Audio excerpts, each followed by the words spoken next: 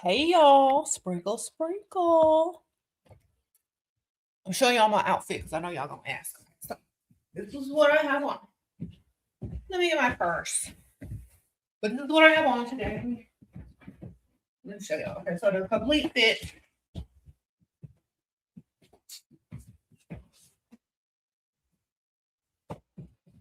Complete fit. I love these. And Perfume. Love potion number 7. All right. This is what we rocking. It's raining outside. It's cold. This is my fit. And this is my tote bag. Instead of carrying around a Trader Joe's tote bag, this is what I got. Okay. This is what I have my essentials in that I need that won't fit in my purse. Oh, shoot. I done dropped it. All right. Dang. Okay. That's what I'm wearing. And then my hair is just half up, half down. Okay. Sorry, y'all. My fit for today.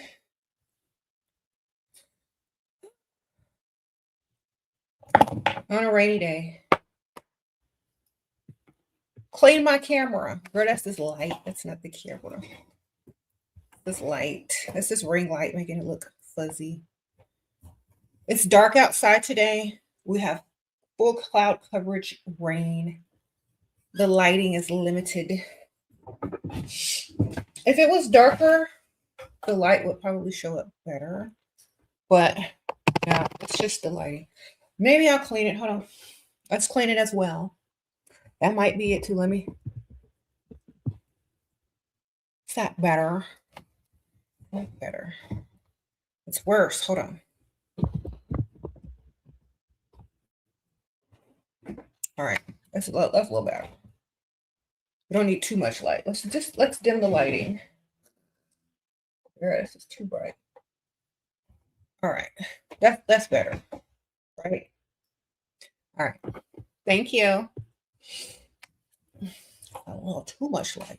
Let me back this up. All right.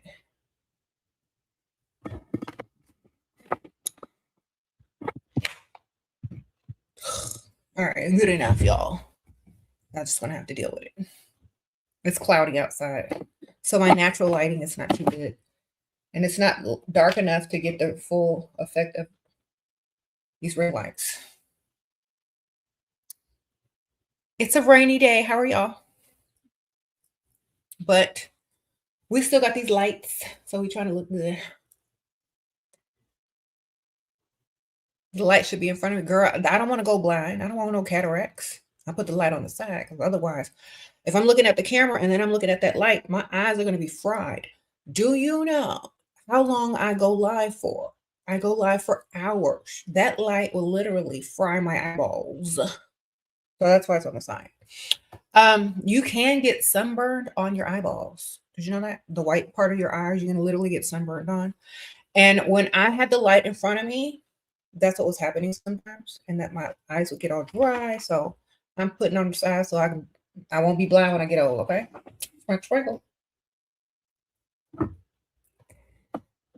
Hi, thank y'all for concerning yourselves with my lighting, but you know I got to take precautions for my eyeballs. Thank you. Yeah, so they on the side, baby. I don't want. I usually put it in the front when I'm in my office, and I need to get to my office. Look, how are y'all doing? Okay, so people keep telling me the men here are stingy. The men here are stingy. Men in these different countries are stingy. That's because y'all are pygmies over there for the most part. Y'all got to stand on business. Y'all can't be rolling around on a mattress for 3 free meals, or not even 3 free meals, 3 split meals. Okay? Y'all over there rolling around on the mattress for 3 split meals. Y'all got to do better. Y'all got to aim higher. Y'all got to have higher standards. Never lower your standards. Once you put your standards in place and they don't budge, they're going to have to do what you want them to do. or they're going to have to find someone else with lower standards. That's just it. If the cream of the crop type of women keep their standards high, if the men want them, they will abide. You understand?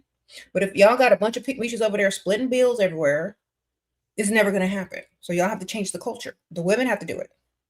The men are just going to follow what the women want. If the women will split bills or roll around on the mattress after 3 split bills, that's what the men are going to continue to do, because that's easy to do. It's expected, and most people are down for it. If you are in a country where men do that, flip the script and change the culture. Okay, as a whole, that's what you got to do. There's no way around it. You have to do it. Go put in the work. Get on social media. Get your buddies, get your girls to agree and lock it down. Sprinkle, sprinkle. You said I missed a super chat. Can you please talk about reverse psychology? Thanks. Okay, Kiba. Okay. Reverse psychology means you flip the script. It means when a man tries to manipulate you, or you trying to manipulate a man, you got to trick him. That's basically it. Okay. You got to make them think it's their idea. You got to start off with something you don't even want to get what you want. So, for example, if you want to do something, say something even bigger, and then use what you actually want as the compromise. So, for example, let's say you want a shopping spree. So, say you want something even bigger. And when he tells you no, say, well, can I at least get a shopping spree? Then he'll say yes, most likely. Okay, so aim higher when you want something like in the middle. And then he'll think it's his idea when you say, well, I want to do something, maybe a shopping spree. What you think? I would say, what do you think? Once you use the power of suggestion and the reverse psychology. If you say, what do you think? Either he's going to agree or he's not going to be able to hear the end of it. You know what I'm saying? So reverse psychology is just strategy, staying 3 steps ahead and aiming for what you want by using a distraction and using, the reverse way of getting it. Okay. Just that's all it is. It's very easy. You just got to be smart, and you got to be able to think a couple of steps ahead. Okay. And you got to be a good actress to pull it off. So practice.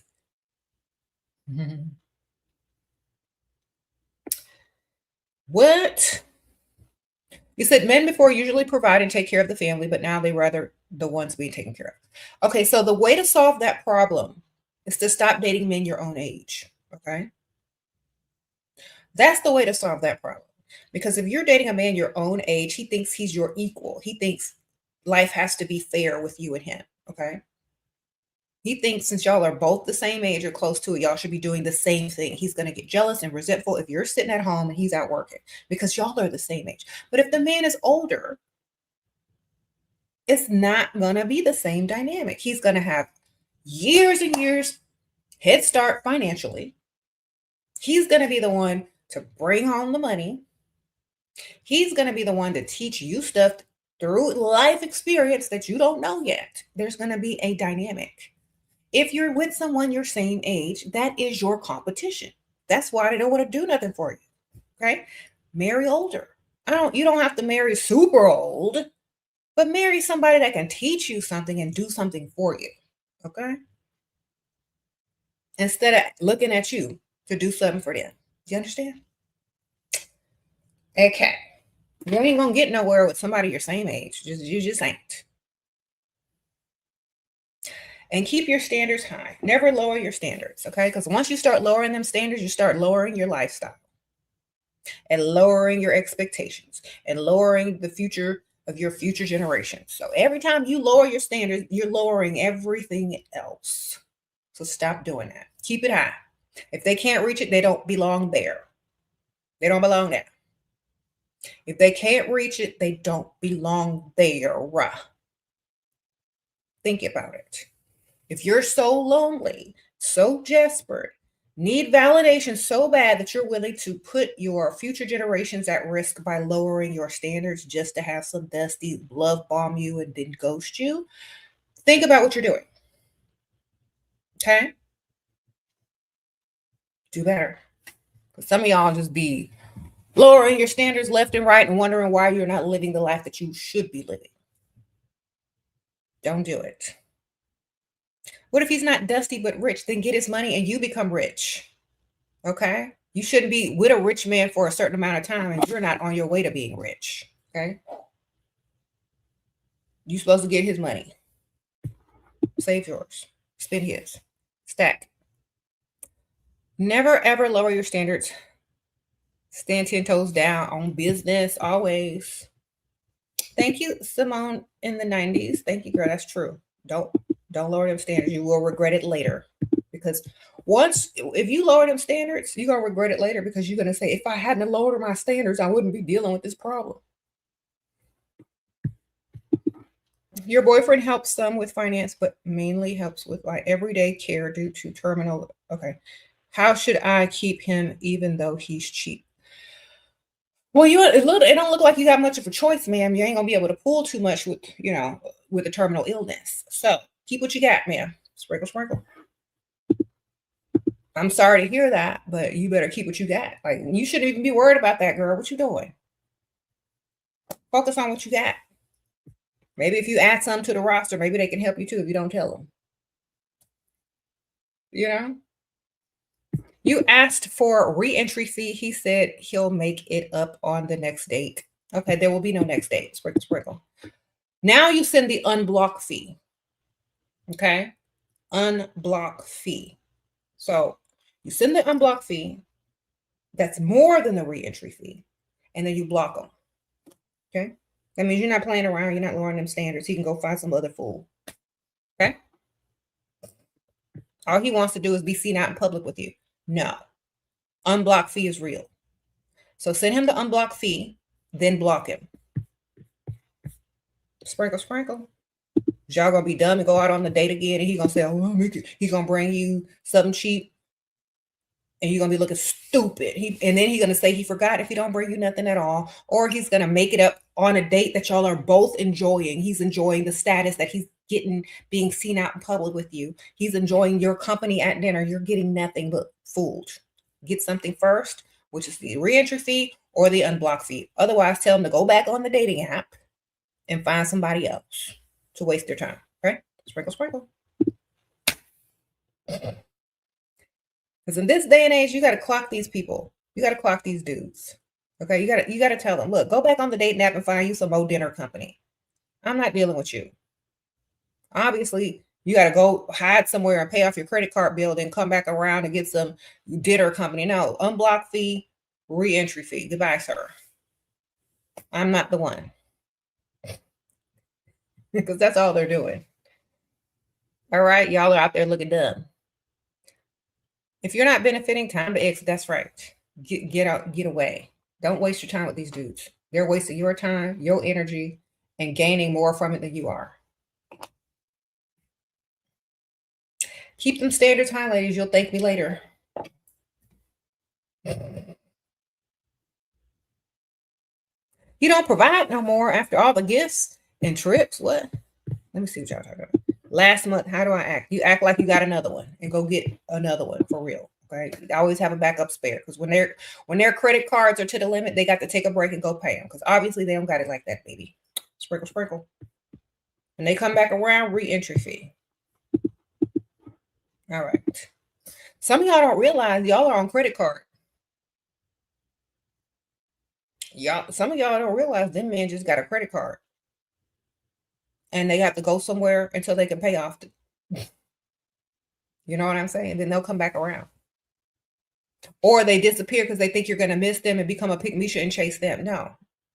Take what you got and have a roster.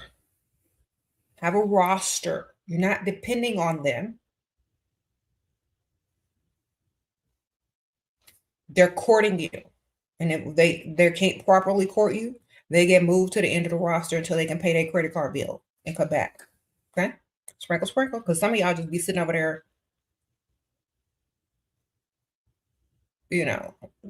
thinking these guys just don't like, girl, they got to pay their credit card bill off most of the time. Sprinkle, sprinkle. Just make sure you do the re-entry fee. That's how. How to use it during a disagreement, the reverse psychology. Girl, you got to give me an example. I don't know what your disagreement is. Just flip it, make it their fault, and make them pay. That's all you got to do. Whatever it is, flip it, make it their fault, and make them pay. Always act like you got options. Never be desperate. Never be a pygmy. Don't over explain yourself. Tell them what you said and mean what you said. That's literally it. So, for example, if y'all are arguing, and they want you to get I don't know, they want you to get a job, then tell him all the stuff that comes with the job for women. You know, I don't know. It's like, fine, I guess I'll get a job. Get sexually harassed, have a work husband take me to lunch every day. But I'm saving all my money. I'm not giving you none. If I got to go out there and work, I could be single. You know what I'm saying? And I could be out for lunch every day with a man that probably makes more money than you. Girl, just keep flipping until they do what you want. Okay.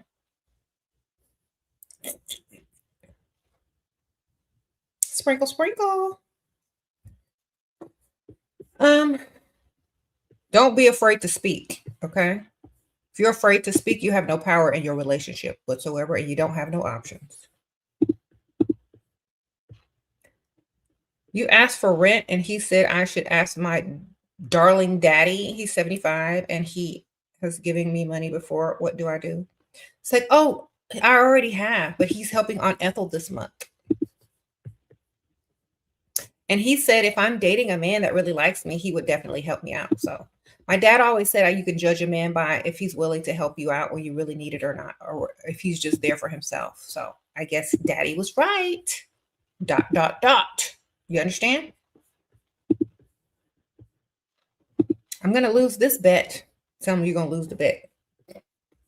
Because he bet me that you wouldn't give me any money because you don't really like me. I said, he likes me enough. Guess I'm losing this bet. I guess I got to go find somebody else. Sprinkle, sprinkle. Because some of y'all will let these men waste all your good time and they don't even benefit your life whatsoever. Don't do that to yourself. Tell him you lost the bet because he don't like you enough to pay your bills. I was betting on you. Guess I was misled. Thought you liked me. All that love bombing. Guess it wasn't true. All right, sprinkle, sprinkle. Don't do it. Dismissed. She was looking great today and fresh and effortless look. Thank you, ma'am. So anyway, y'all keep them standards high. These men will try you just like a child. Men are like children. And in fact, they are our children. Honestly, they come out of us. So you're smarter than them naturally. Okay. The creator is always smarter than the offspring. So let me tell you something. So you're smarter than them anyway. Children try to push the limits to see how far you'll go. Okay. When you don't budge, they got to do what you need them to do, or they got to, they're not going to get what they want. You understand? Keep them standards high. Keep the standards high. Men will test you. Men will test your patience. Men will test if you're going to lower them standards or not. Don't do it. Either they can or they can't. They need to get out the way. Okay. That's it.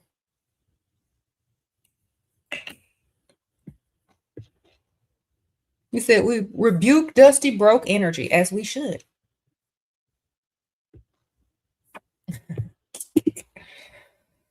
Lowering your standards will only attract dusty, broke energy, ladies, and that's not what you want.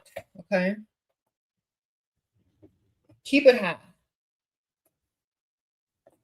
They can't reach it. They need to go figure it out how, if they really want you. If they don't, they need to move along and find somebody less. That's it.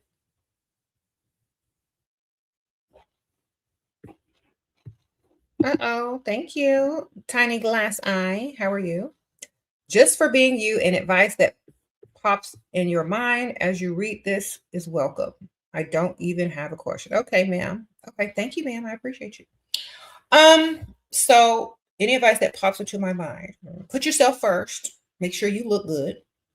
Our first form of communication is how we look and present ourselves to the world. So always leave your house looking fabulous. Thank you. Sprinkle, sprinkle. That's to everybody. All right. I was on my TikTok earlier and I was telling people the way you present yourself to the world is how you first communicate to people. It tells them a lot about you, how much you love yourself, how much you value yourself, how high your standards are, what you expect of yourself and other people. That is the first form of communication. So make sure you're using that first form of communication properly. And do not walk out of your house looking like trash, because that is what you're communicating to the world about how you feel about yourself and how other people should treat you and your standards. Okay. I don't care if you're running an errand. I don't care if you don't feel good.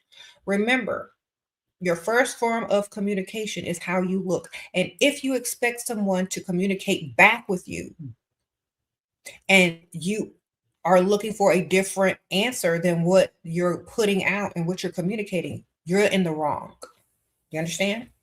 So get up and get dressed. Do better. And I gave a funny example on my TikTok, and I told them, I said, what are you communicating when you walk outside with a bonnet, leggings, and t-shirt on? What are you communicating? What do people think about you? Okay. What uniform are you wearing? You're wearing the I shoplift at the beauty supply store uniform. You're wearing the uniform that's on every poster board and shoplifting poster board in the beauty supply shop. That's what y'all are wearing. The I shoplift at the beauty supply store get up. Okay. Whenever I see and house shoes on, leggings, house shoes, bonnet, t-shirt, I think you shoplifting at the beauty supply shop. Okay. Because every time I go in there, I see that little poster board talking about, ooh, they got caught stealing that. Y'all got the same fit on. So y'all gonna get followed when y'all go into the store. Why? Because that's the uniform you wear. I don't care about myself. I don't care about nobody else. I don't care if I go to jail. I don't care if I get caught shoplifting on the camera from the beauty supply shop. I look the same as every other pygmisha, so they're not going to be able to clock me. It's a disguise because y'all all looking the same. Y'all all got the same uniform on. Do better. And maybe you won't have to shoplift because you'll get somebody to be able to pay for it if you look good. Sprinkle, sprinkle.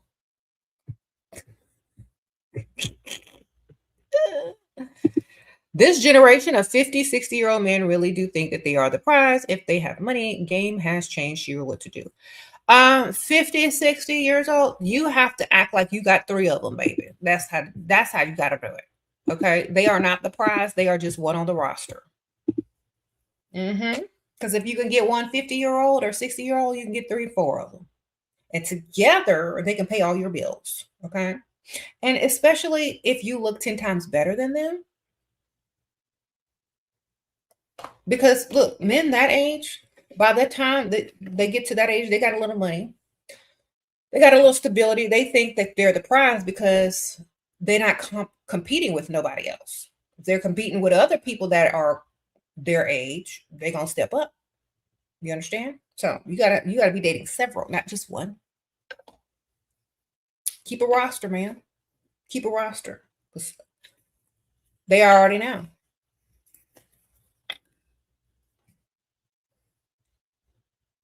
If you're a regular somewhere and they see you and they see another guy talking to you that has more money than them, just as old as them, they're gonna have to step up or step aside. That's just it. Okay. They are, if you gotta explain it to them. You gotta understand how old men's mind work. You gotta flash their mortality in front of their face. You gotta say, you know what? My uncle or grandfather or father or stepdad, I don't know, somebody, Aunt Ethel's husband, I don't know. Your age just passed away. That's gonna put everything in perspective, okay? My friend's father, who is your age, just died. You gotta put one foot in the grave on them, okay? You gotta let them think that they have one foot put in the grave. You gotta ask them, say, what were you doing? And then say the year of your birth. What were you doing in 19? Whatever. And they go, oh, I was in my career and I had bought my first house. Well, I was just being born. You got to put things into perspective. Okay. They got a head start financially and experience wise. They don't need to be acting like these little boys out here talking about they're the prize. They need to understand that they got one foot in the grave and they too old to be acting stupid. So you got to spell it out to them in a certain way, in a nice, nasty way. You know what I'm saying? Whenever you want to put them back in their place, you ask them what they were doing in the year you were born. That'll shut them up real quick.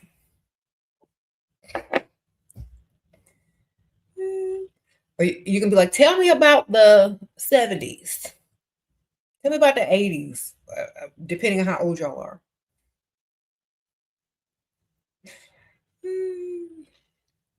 Make them feel, well, did they have microwaves back then?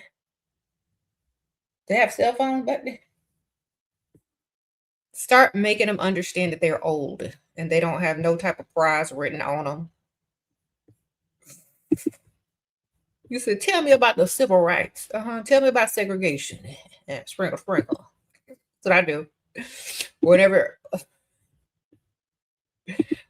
people start acting too young, I ask them to tell me about segregation. Tell me about segregation.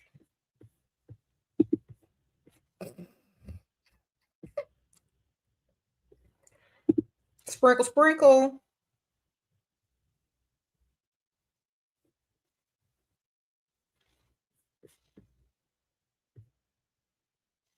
That this is evil? No, it's not. It's not evil. It's strategic.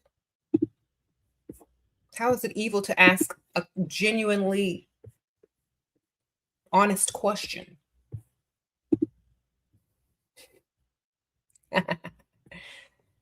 Okay. You said it's not smart. It's not evil, it's smart. Yeah, it's strategy, it's smart, it's not evil. You genuinely want to know. You weren't there.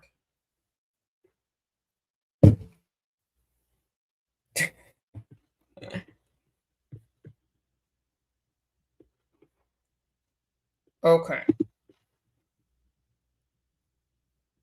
You said they're like 30 when you're just being born. Exactly, girl. So then they'll realize they got to give you some money. Okay. Never lower your standard. Just up your game. What? Wall Street man is chasing you. He is he has multi homes with spoiling high standards, how to steer busy, high interest man to steady provision and commitment. Okay, you asking for too much too early. Okay, you're doing too much. You just need to focus on the money for now. The more he invests in you, the closer you're getting to the other stuff. Okay, so make him spend. Everything else will fall in line. Once he's spending a lot of money, he's going to see that as an investment. He's going to see that as why am I investing in this woman? Am I going to keep her around long term? Do I need to commit to her? I've already invested this much money in her. You know what I'm saying? So just make him spend as much as he can, much as you can get out of it. Make him spend and stack your money. Spend his, stack his, whatever. But you got to make him spend. That's the only thing that men understand, the investment. Okay. Don't bother him about that other stupid stuff. The more he invests, he will start thinking in that direction anyway. Okay. Because a man is not going to spend a whole bunch of money on you and then don't see you as someone to, have a commitment with or spend more time with, or see you as somebody, that they've invested a long time with, as well as financially. Okay. So keep them spending. The more they spend, the closer you're getting to all that other stuff. Don't nag them about it. Spend their money like you already their wife. Spend their money like you're already committed. Get them to pay for stuff as if it's normal to you. You understand? Don't beg for commitment. Get the money, because sooner or later they're going to be like, oh my gosh, she's taking all of my money. She doesn't care if we're in a relationship, if I'm going to marry her or not, or if I'm committed to her. She just bought this money. Maybe I need to get a commitment from her. You see? So spend their money. Stop begging for validation and commitment. They need to be getting down on one knee or begging you for any type of commitment, not the other way around. Y'all get the money. Okay? If you're getting the money, you're getting the investment, the long-term investment. You don't need to beg for commitment when you're already getting the money. You understand? They will start to look for a commitment once they've invested in you. Okay. It's kind of like a contract. It's kind of like they're paying you all this money, but you're not under contract. You could leave at any given time and go elsewhere with their money. You know what I'm saying? But if you're under that contract or that commitment, you got to stay around. Okay. It's kind of like that. It's kind of like you're an artist and you're getting paid off of this, and you ain't signed to no record deal. You ain't signed to no label. They won't get you. They want to get you. They spent a lot of money on promoting you, but you ain't got no contract. So you could walk at any time with all the success and all the money that you made without a commitment, and you can go elsewhere. And that's why you don't beg for no commitment. You just get the money. Okay. Eventually, they'll want to commit because you taking their money. Period. That's how it goes. When you beg for a title, when you beg for a commitment, it makes you look stupid as a woman. Makes you look like you don't know your value and that you're trying to hurry up and get a commitment from a man because of some strange reason you don't believe that you're worthy of being chased or that you don't have other options. And that makes a man not want you, period. Okay? So don't beg, baby. Collect. Collect the money. Sprinkle, sprinkle. You're not collecting money. I don't even know why you're there.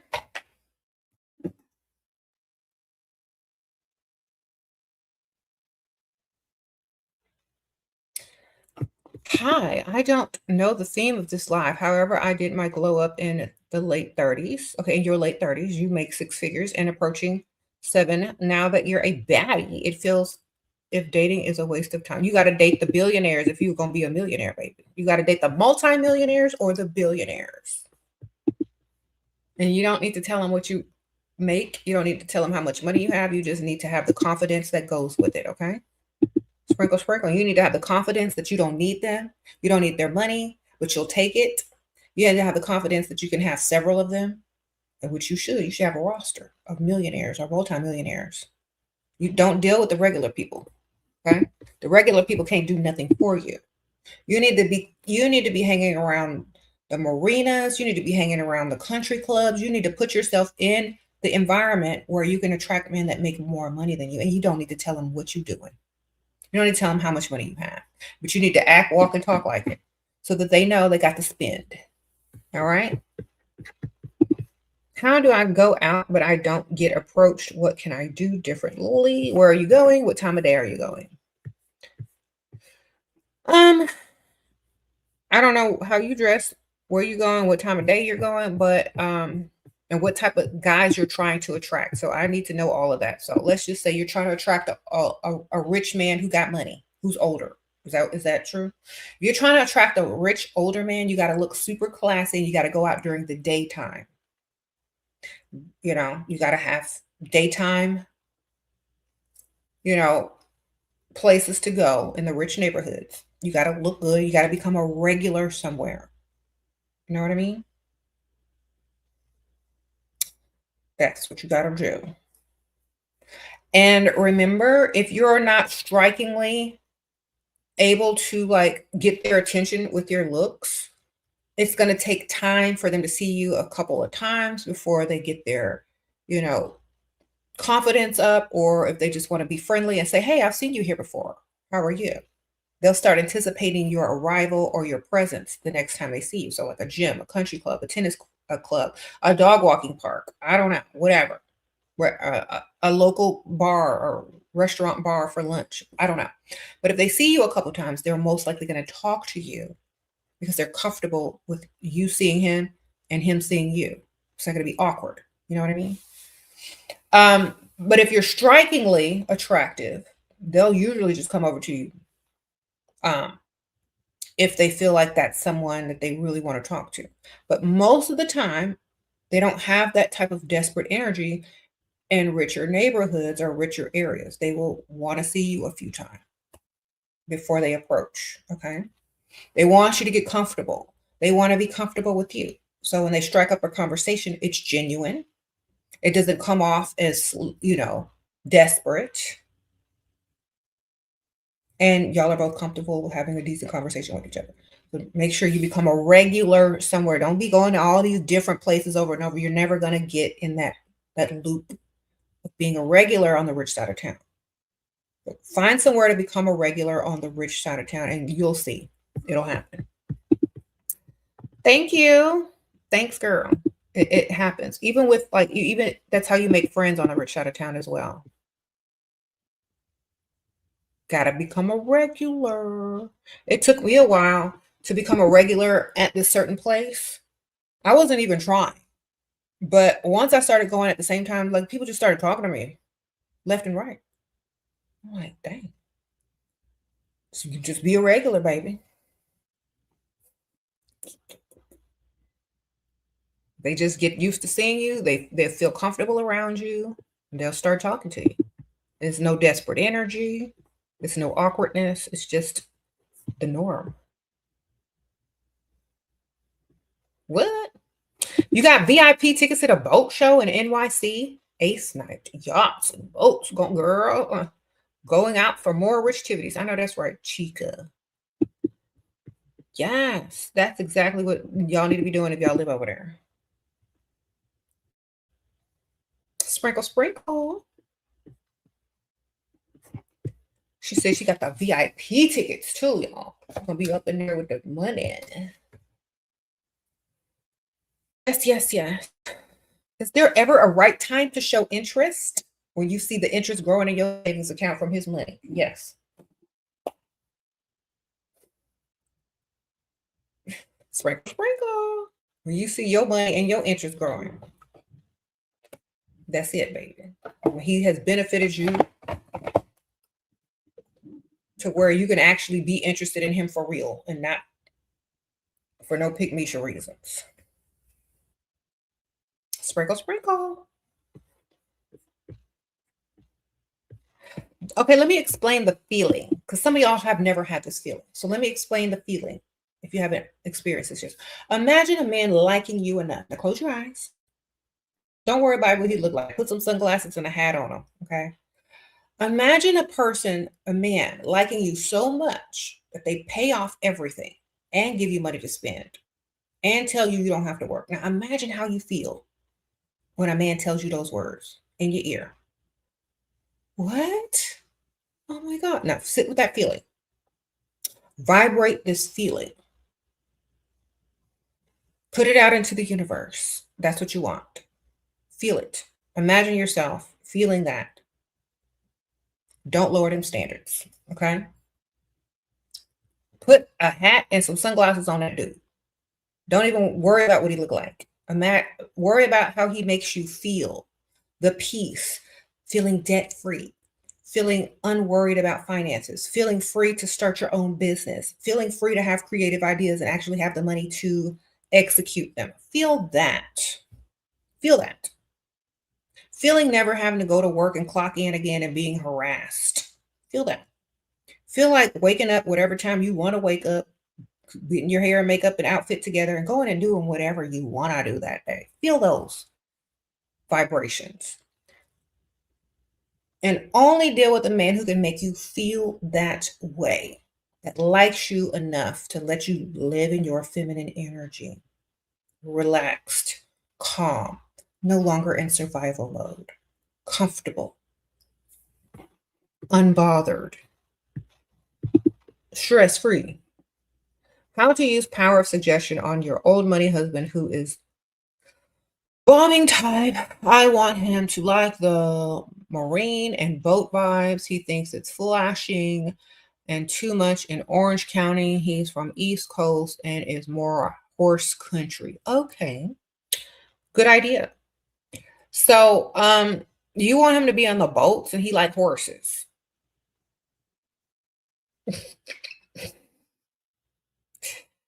Tell him that's what you want for your birthday or a special holiday. And he says, what do you want to do for your birthday? It's like, I want to charter a yacht. And then maybe he'll start to like it. If he charters one, versus tries to buy one or hang out and fit in. If it's for your birthday, he might do it for you, and it's only for one day. Then you can get him to start like it. And make sure the guy that is chartering the boat or the captain is real chummy with him.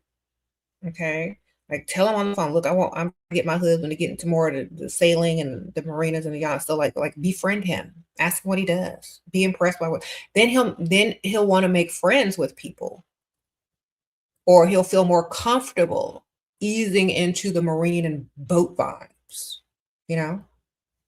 Tell the captain dude to encourage him. It's like, oh, you're natural at this. Okay. Get on the phone, baby. Talk to him. Talk to the dude. Sprinkle, sprinkle is the same thing you do before you go to the car dealership, and to you get the salesperson to really go in hard on the dude that you're bringing up there. Or just like before you go shopping, you get that little sales lady or sales dude a little wink, and you're like, let's get him. You know, you got to do a little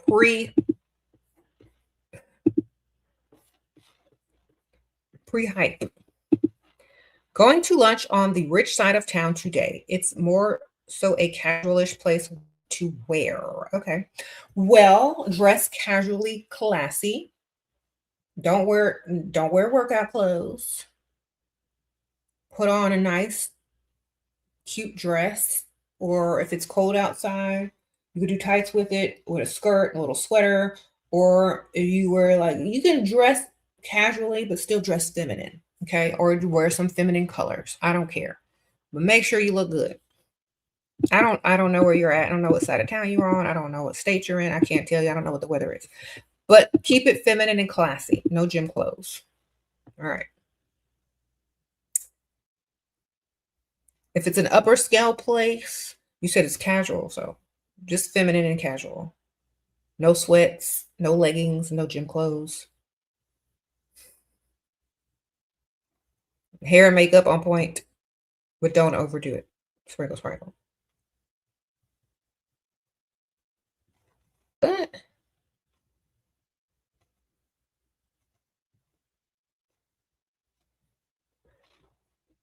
so now he refused to give you rent, but he gave you some money to get a phone.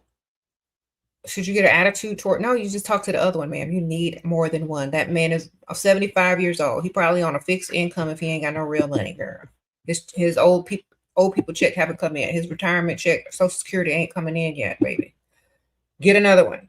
Sometimes them old people, they don't have the money like you think they got unless they are rich. Okay. Sprinkle, sprinkle. Y'all got to understand, if y'all gonna get somebody that's that old, they need to have real money. Otherwise, they're gonna be breadcrumbing you too. Okay. You need another one. A backup. Okay. Don't get mad at him. Get mad at yourself for not having the backup.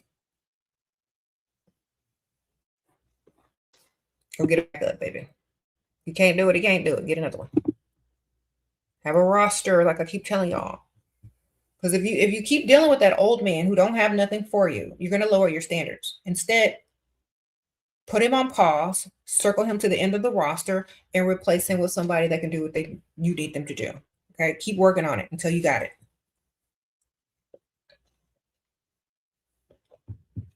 Okay. Keep working on that until you got it, ma'am.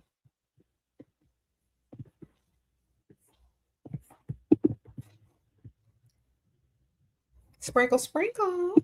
So never lower them standards, girl. Look, y'all need to go ahead and get love potion number 7, perfume, because if you're not out there smelling your best, smelling good, you could be smelling like Sheraseven out there, but you're not because you don't have this. So go ahead and put it in your cart, ladies. It's the first link in the description. It's here. It's at the top of the live comments. Y'all need to go to Dust Free Limited and put this in your cart.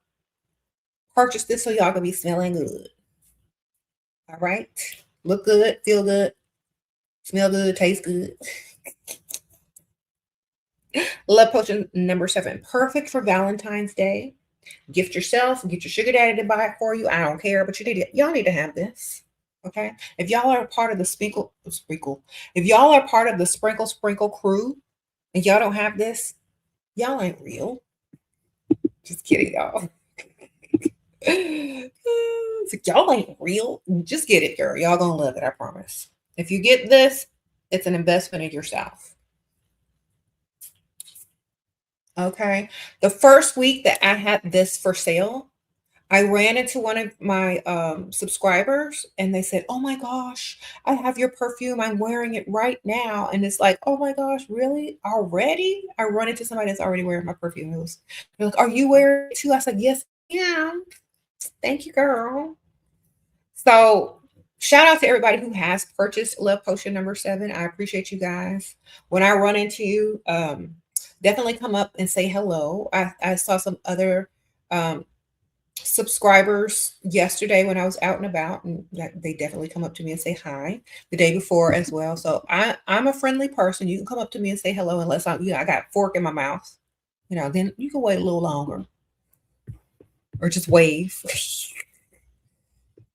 You got yours, blessed and favored. Thank you, ma'am. I appreciate you. Okay. Thank you, Miss Kimmy or Kimmy. You're 24 years old, been in a 3-year relationship with a 48-year-old. I seen in his phone he is dry, entertaining, and taking women out. But I don't know how to say anything. He's super beneficial to me. Okay, all men, baby, just get their money. And definitely protect yourself. Listen to me, man. All men cheat. But you can collect their money. When you ready to get something major, bust them. Okay, and make sure he invests a lot of money in you before you bust him so that you're an investment and he doesn't want to lose it. Okay, so whenever you're ready for your upgrade on whatever it is that you want to upgrade on, your vehicle, your purses, your wardrobe, save all your evidence up to bust him so he will do something for you financially and beneficial. Okay, take him to the vet, get all his shots, protect yourself. Okay, because the next dude you go to, they're going to be cheating too.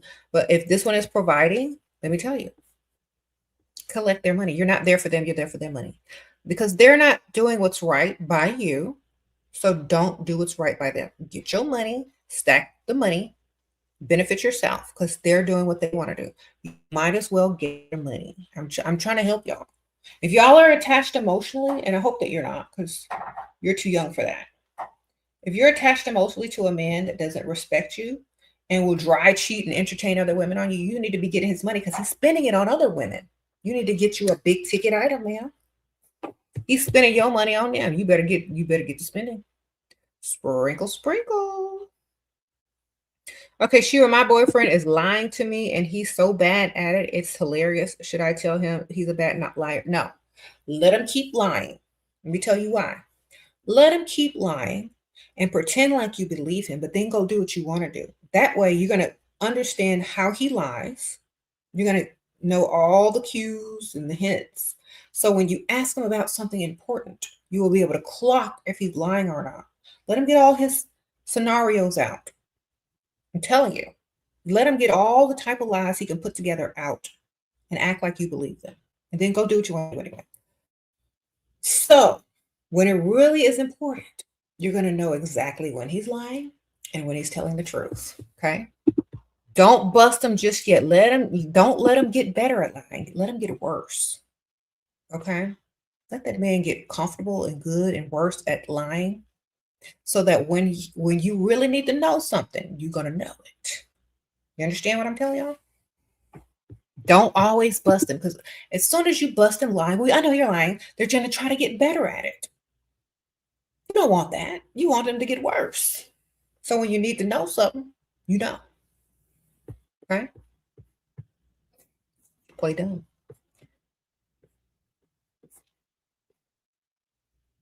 Sprinkle, sprinkle. You said never correct the enemy when they are making a mistake. Y'all silly.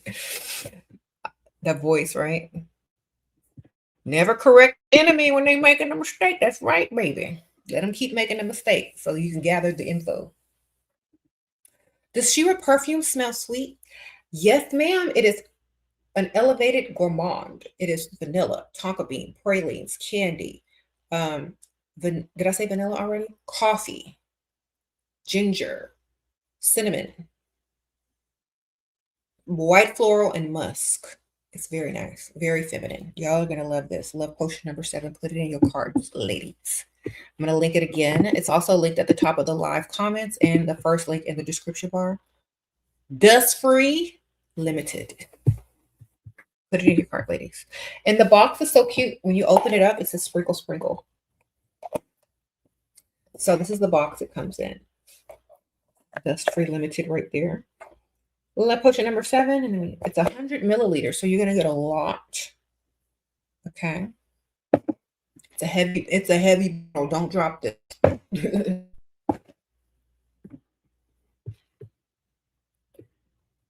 Thank you, ma'am.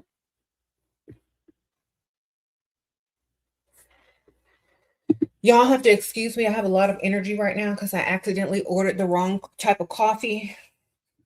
I ordered a nitro cold brew. I didn't know what the nitro meant.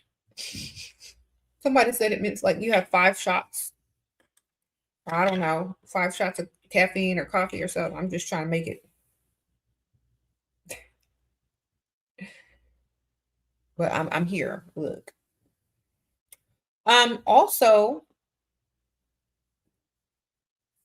it's so dark and dreary outside. It's supposed to freeze in a few days where I am. It's supposed to get real cold. Uh-huh. I hope it don't rain tomorrow. I'm supposed to go somewhere. Mm-hmm. Thoughts on office job if you like it, man. Like some of y'all like to work. Some of y'all are young and just put your foot in the career, in the career game, and y'all are excited about life. That's wonderful. I remember when I was that young. Make sure you look good every day. Still, it's still the same thing. Okay. Women that are more attractive put on makeup and look more polished, get more promotions at work. You might get more haters, but you're gonna be getting more money too. All right. Sprinkle, sprinkle. And a lot of times, like if there's an event or if there's something that, or someone that they need to represent their company, they're most likely going to choose you because you look good. Okay. When I used to work in the funeral industry, I always used to get chosen to go and do different things outside of the funeral home for the businesses because I looked good. They would keep the people that didn't look good, weren't polished, didn't keep themselves up, they would keep them in the back. You know what I'm saying? So if you look good, they're going to send you out. They're going to pay you more. They're going to make sure you represent their company. Okay. So look good. You'll get more opportunities and you're an easy hire. People will hire you faster. You know what I'm saying? So, don't try to look smart. Don't try to look capable. Look good. If a woman is a boss and they're interviewing you, if the woman is in charge of interviewing you, then you need to understand that they also see the same thing. If you look good, you're the face of the company, you can bring in more money. Okay? Done. You don't have to try to look less than. You need to look capable and attractive. How to handle someone telling you need to humble yourself. It's like, you know what? You just need to raise your standards so you don't have to worry about people humbling themselves in order for you to be in their presence. Okay? You shouldn't have to humble yourself around a man who can't reach your standards. Say, why would I humble myself in the presence of a man that can't even reach my standards? That doesn't make sense. We're just not in the same brackets. Not in the same tax brackets. Not in the same league. Just goodbye. Can you give me some tips to step back and how to correct my emotions when handling these things? Keep the money in mind. Just like when you're at work, if you have a job, how to keep from losing your job and keep your money flowing. The same thing. You don't take it personally. Number one. You never take anything personally. Never take anything personally. Okay? That's how. If you start taking things personally, it's because you invested too much emotionally into someone's ability to be perfect or to do what you need them to do. And if you're upset about it, it means you took it too personally. You don't have another plan. You don't have a backup. You don't have things in place to counteract what has happened. That means you are unprepared. So going in, you already have to understand this person is going to mess up. They're going to make mistakes. They're going to hurt your feelings. Go in thinking this already. How are you going to react to that? How are you going to profit off of it? How are you going to get money from it? That's how you need to go in thinking. And that way, as soon as they do something that's supposed to trigger you or make you mad or make you emotional, your brain automatically goes into money making mode. Okay. My voice is going to pop up in there. Girl, get his money. Girl, make him pay. Girl, re-entry fee. Girl, hold on, calm down. How can we make money off of this? That's the thought that's going to pop in your brain besides, oh my gosh, look what he did to me. I'm so mad. I'm so upset. That's not the Pygmisha voice is not going to pop in your head. My voice is going to pop in your head and you're going to get his money. That's how. Okay? You're not going to take it personally. You're just going to take his money. You understand? Because they're not taking you seriously. So why should you take them seriously? Yeah, definitely think before you react and think how you can get some money. And also think about this, weigh your options. Will this reaction get me money or will it not?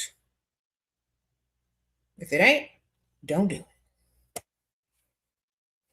Weigh if you're getting money from the reaction or not. Like, wait a minute, is this reaction going to get me some money? Nope. Then I better find another way to react to get the money. Understand? Stop and think about your money. Sprinkle, sprinkle. All right. Just like they do in the real, like, this is just how publicists do. Listen to me. Whenever there's a situation and like in the media or surrounding celebrities or whatever, they're going to try to flip it and earn money from it. They're not going to just sit there and just react to it. They're going to flip it and earn some money. They're not going to let that free press go to waste. So you're not going to let that energy and that emotion go to waste. You're going to flip it and figure out how to get some money out of it. Okay. You're going to be like, okay, well, he did this and he did that. Okay, so how can I get some money off of it? You're already going to have your plan in place because you're going to strategize and create a plan before it even happens. You're going to say, if this man does A, B, C, and D to me, this is what I need to say. This is what I need to do. And this is how I need to react in order to get his money. You're already going to have your plan strategically in place for when, not if, but for when they mess up. And when they mess up, you're going to activate and get your money. Okay. So don't go in there blind with stupid trust and blind trust, expecting a man to be perfect. Go in there with a strategic plan on how to get his money when he messes up. You understand? That's it. You don't do it, it's your fault because I'm telling you. If you want somebody just to love you and cherish you and tell you you're the one and be the Prince Charming, make sure they got some money before you want all of that. Make sure they're giving you money on top of all of that. Okay. You said, don't get mad, get greedy.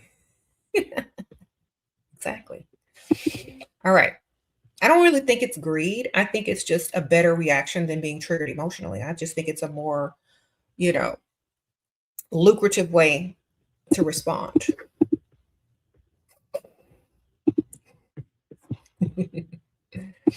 All right. It's just a lucrative way to respond. Okay. Well, you have several choices to make on how you react to something. You got the broke way, the stupid way, the over emotional way, the Pygmisha way, or the Sheraseven way. Which one you take? Let's get this money. You got options in everything. You got choices and free will in everything. Learn how to use it to get your money up. Thank you, ma'am. Chanel Shalom. Thank you, girl. Sprinkle, sprinkle. You said your boyfriend bought pictures of a naked girl. How do I react to this situation? It's like, oh, I'm thinking about doing that too. How much you paid for that?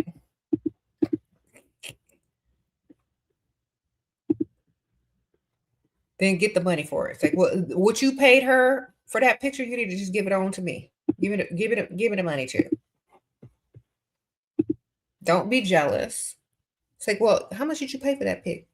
Well, here, give me twice and double that. Since you see me naked for free, give me the money. Okay. Don't even be offended. Just get some money out of his pockets too. She got money. She didn't even meet that man. Just got a picture. You get double the money or triple the money because he get to see it for free. If he do, if not, still get his money. Okay. You said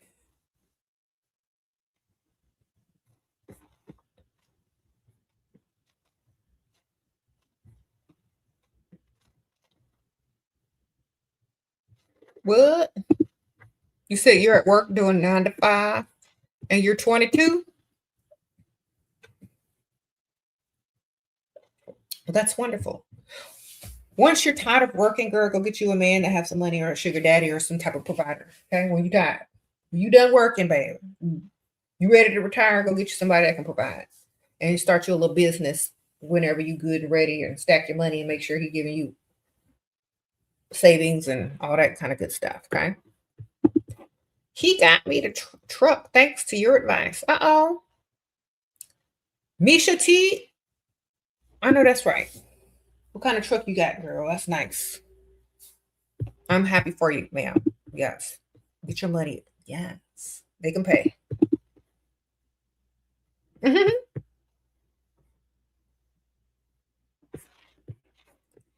Congrats. All right. I love hearing y'all success stories because you could be crying at the bus stop, but no, now you're driving a truck and being the prize. Yes. You live in a rich city with a lot of rich people around, but I don't have any friends here. Help me gain confidence in going out alone and what to say if they ask why I don't have any friends here. Okay, ma'am, I don't know how old you are, but just sound like you're young. Hopefully you're young. Okay. If when you live on the rich side of town, you have to become, like I said, a regular somewhere. All right. You gotta give compliments to the ladies. Oh my gosh, I love your shirt. Wow, and that color looks really good on you. You gotta give women compliments. You gotta be a regular somewhere, and they will be your friend. It's very easy. You gotta join a gym, join something over there, Pilates class, whatever. I don't care. Go to a restaurant, local bar area. I don't know, wherever you at. Go there at the same time every day. You'll start seeing the women that do the same thing at the same time. Make your friends. Okay. Very easy. It takes a little time, but you'll get in there. Okay. You use his card to invest in stocks and he doesn't know. Good for you, ma'am. Sprinkle, sprinkle. I know that's right. Get your money up. If he's gonna be dealing with you, you need to be benefiting from him.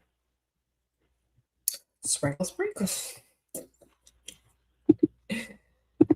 All right.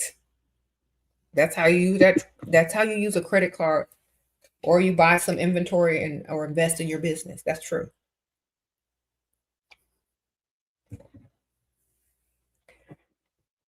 Mm-hmm.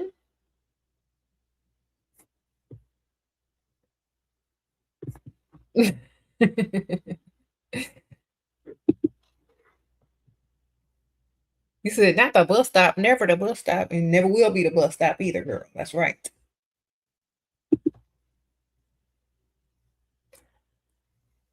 Okay, you got a Benz C class E350 convertible with two-seater. I know that's right, man. Sprinkle, sprinkle.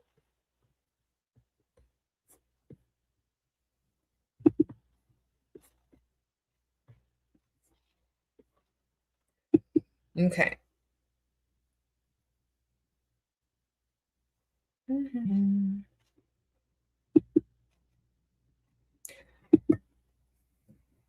So never lower your standards, lady. Think about all these ladies who are getting what they want in life. If they had lowered their standards, they wouldn't be getting anything. So it's very important to not lower the standards because you never know what somebody would have done for you if you had kept them high. All you know is the person that tried to lower them because they couldn't reach them, and you are way out of their league and you went step down. That's all you're going to know. So don't lower them. Youngest guy to shoot for if I'm late 20s, 27. 40, 45. That's the youngest you can go, baby. And that's still too young for me, in my opinion. 45 is the youngest you should go if you're trying to get something out of them. Okay. I would even say 50, girl.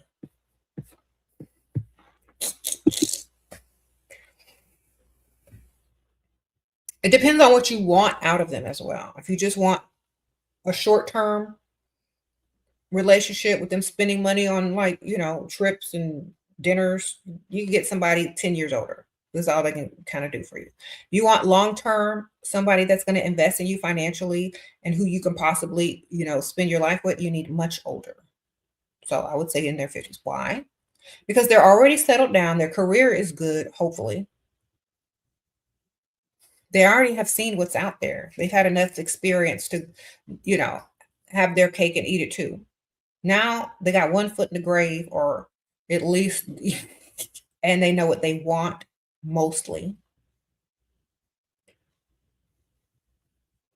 And they'll be able to afford to invest in you. You ain't got to work if you don't want to. You know what I'm saying? So, someone that's able to financially free you and not stress you out all the time. You know what I mean? Sprinkle, sprinkle.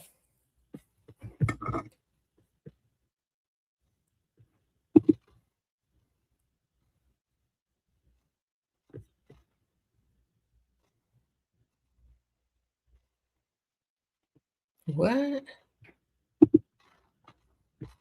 Okay. The guy you're talking about just asked me for some money for the first time in 3 years. He does and he take care of everything but talking to other women, and we live together. How much is he asking you for? Okay, don't give him nothing. He's spending that money on other women. You never give a man money. I don't care. You know what? Give him some Monopoly money. Sprinkle, sprinkle. Go get you some fake money, some Monopoly money, and give it to him. You didn't say what kind of money. Thank you, Siren. Sprinkle, sprinkle.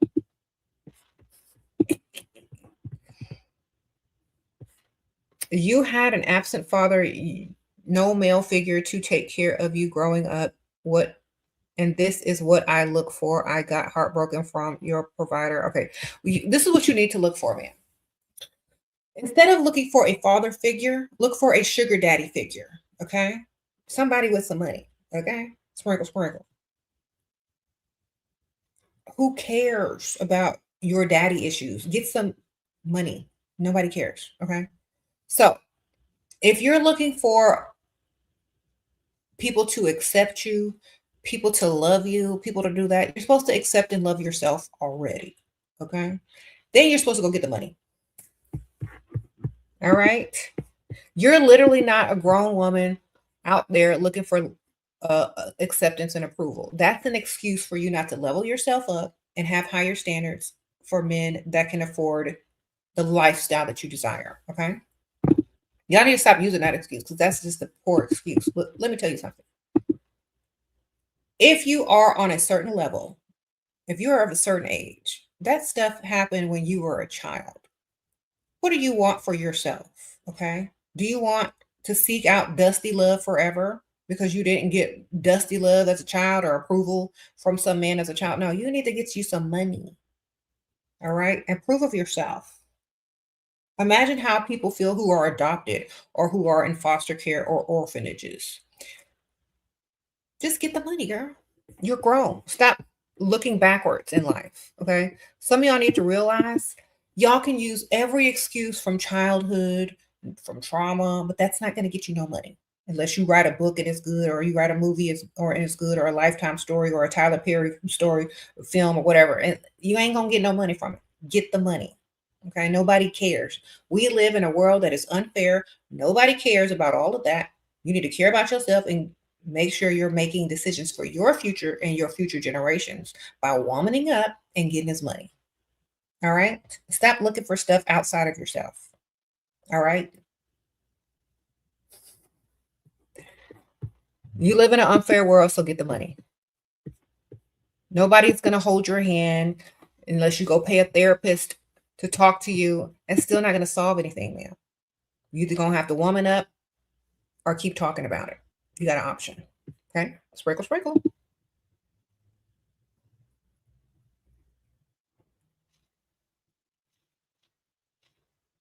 All right. What? Yes. You said it all comes from us. Exactly. Woman up, man. There's no money in those excuses, nor past trauma unless you writing books and movies. Sprinkle, sprinkle.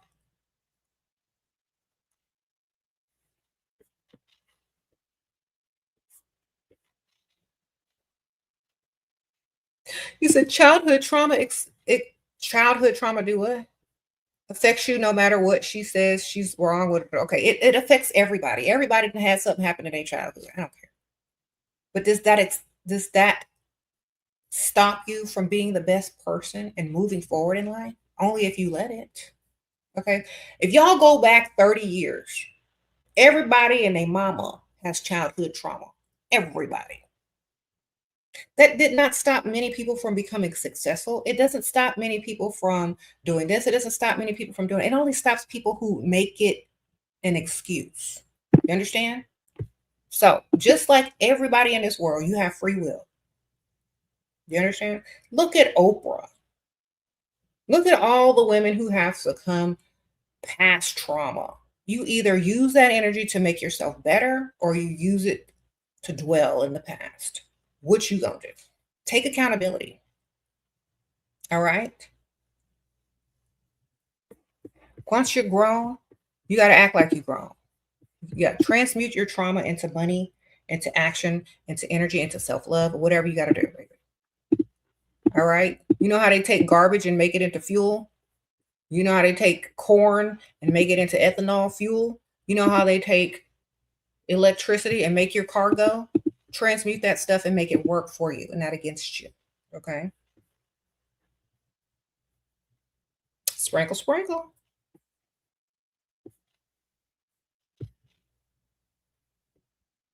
You needed to hear that. Yeah, if you keep living in the past with excuses, that's all people are going to see you as, a victim.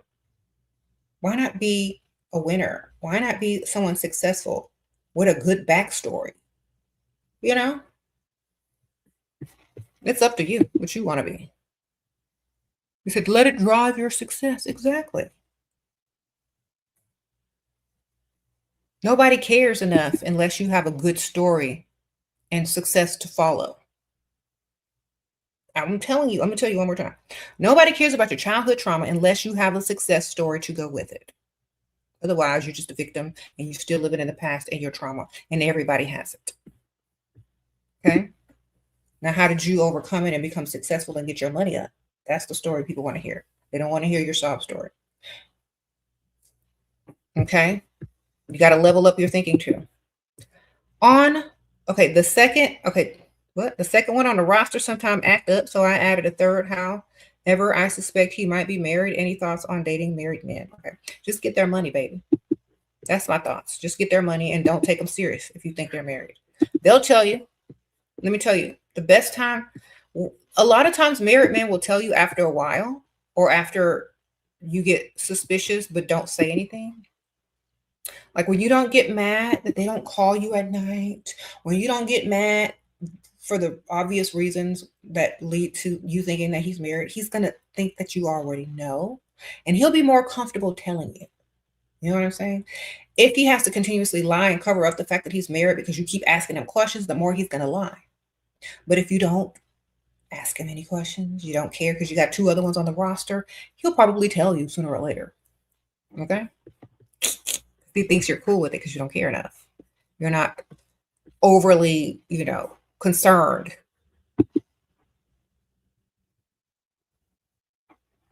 Just get his money though.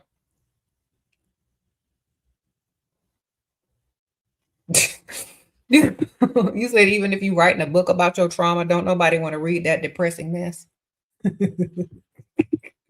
I know. Why do everybody think people want to read their life story? That's depressing. No, don't nobody want to read that.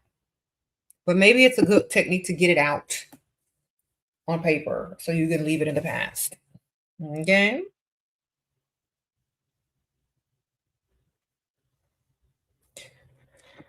Okay. Mm-hmm. So it said lots of people monetize from trauma. Exactly. If you can't monetize your trauma, don't even talk about it.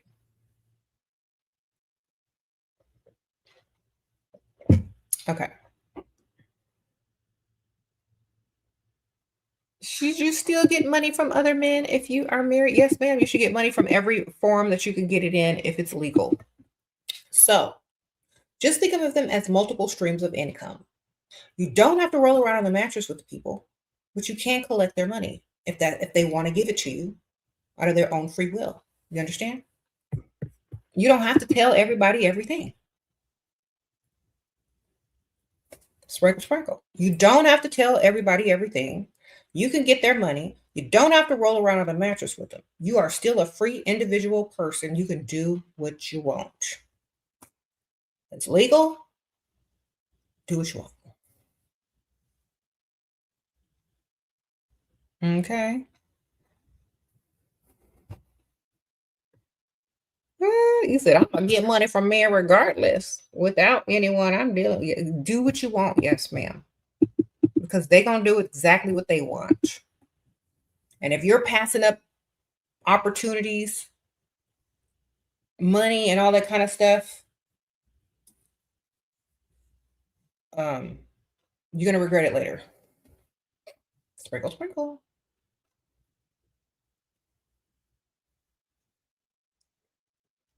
Say get money from them all. Get it from them all, bam. Yes. Don't let your husband stand in the way of getting what you want.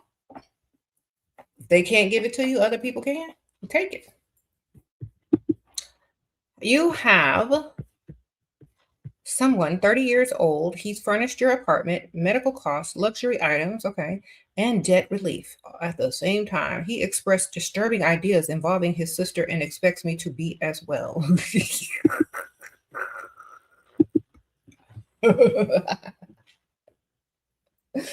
Okay, that's a little creepy. That's a little creepy. Something wrong with him upstairs, man. You got a little problems. Don't bring around nobody that you like. Keep him a secret. Keep him on a roster. Let him tell you his sick fantasies while you collect his money.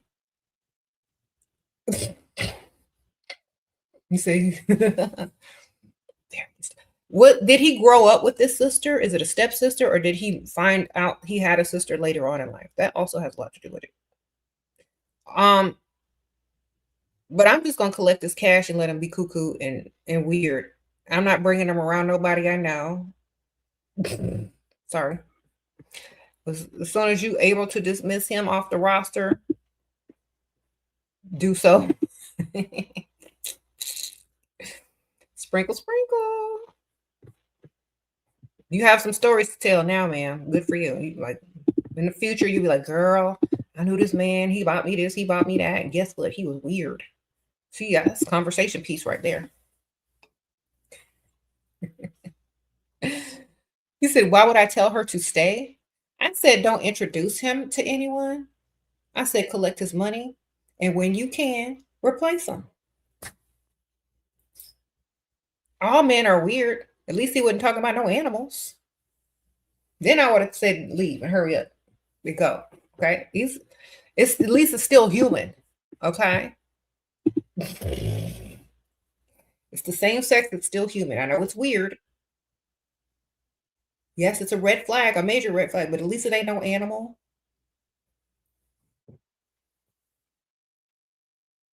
Because some of them, there's a lot of weird people out there. Okay. You're going to run into some of them. Just get their money too. Dismiss them whenever you can. Okay. Sprinkle, sprinkle. This is the world we live in, y'all. I'm sorry.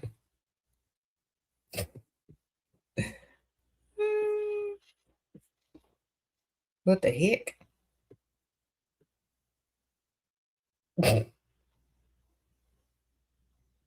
I've heard stories about a lot of crazy stuff. Okay. Them people still got their money and they got away from it as soon as they could. Okay. I had to get in and get out. And people cuckoo.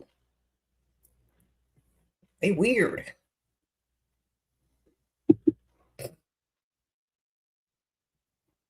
Right?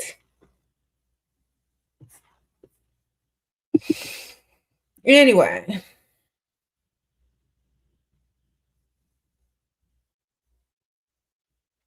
You see, clock in, clock. I've heard some stories, y'all. Shoot.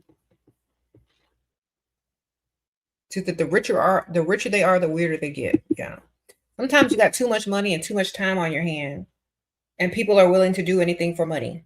And so you're gonna have some weird people, weird circumstances. That's why you need a roster. You need to be able to replace them with another one. And you need to be like, you know what, dismissed.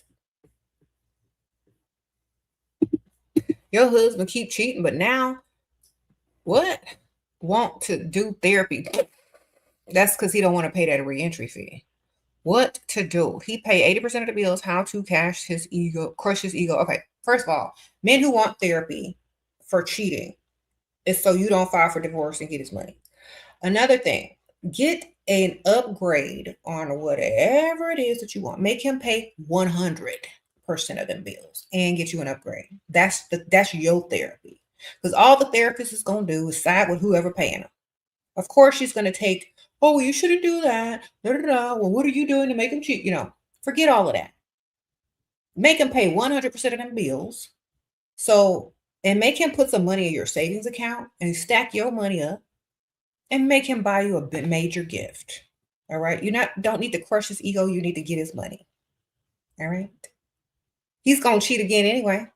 The best time to cheat is when you are in therapy because you think he's doing right. You think he's on his best behavior. Girl, he out there doing worse. Get his money. Always get his money. He think he's smart. He's gonna avoid the reentry fee. He's gonna avoid all that because you believe that he could change. Girl, that man that can't change, he's gonna cheat while he's in therapy. Get his money. If I were a man, I need to shut you up because I'm gonna go to therapy and I'm gonna cheat the same day. Why? Because you're stupid enough to believe I'm gonna change. Okay? Get his money, girl. Upgrade your vehicle, upgrade whatever you need to do. Upgrade whatever. Don't go to therapy. Get his money. Get his money first, then say, okay, then we can go to therapy, or get his money. Words of wisdom. I can't stop. You want to stop stripping? Okay, you need a sugar daddy then, girl. You need somebody that want to take you off the pole and take you home and take care of you. Look for them kind. Look, they're gonna be ugly though, girl. They're gonna be looking like who did it and why. But you want to get off the pole. You need to find somebody that want to rescue you. All right, you know what to look for. Old, lonely, ugly, pathetic, got enough money but ain't got enough friends. Okay, treat him like he's like your best customer. Tell him how much you wish you could stop swinging on a pole, and he'll help you. All right. Then save your money. Tell him I want to go to school. I want to start my business. I want to do this. I want to do that. He'll give it to you. All right. Thoughts. Okay. Thought him gifting me was special until I found out he gives the exact same gift to other girlfriends. LOL, man. Exactly. They're not creative like that. You're never special unless you make yourself special by getting the most out of him. Sprinkle, sprinkle. Okay, make him invest. You might give the same gift to all his other girlfriends, but if you make him invest and you get the same gift, you got a little extra. You special to you because you're not lowering your standards. As long as you remain special to yourself, it don't matter. You're there to collect. Okay.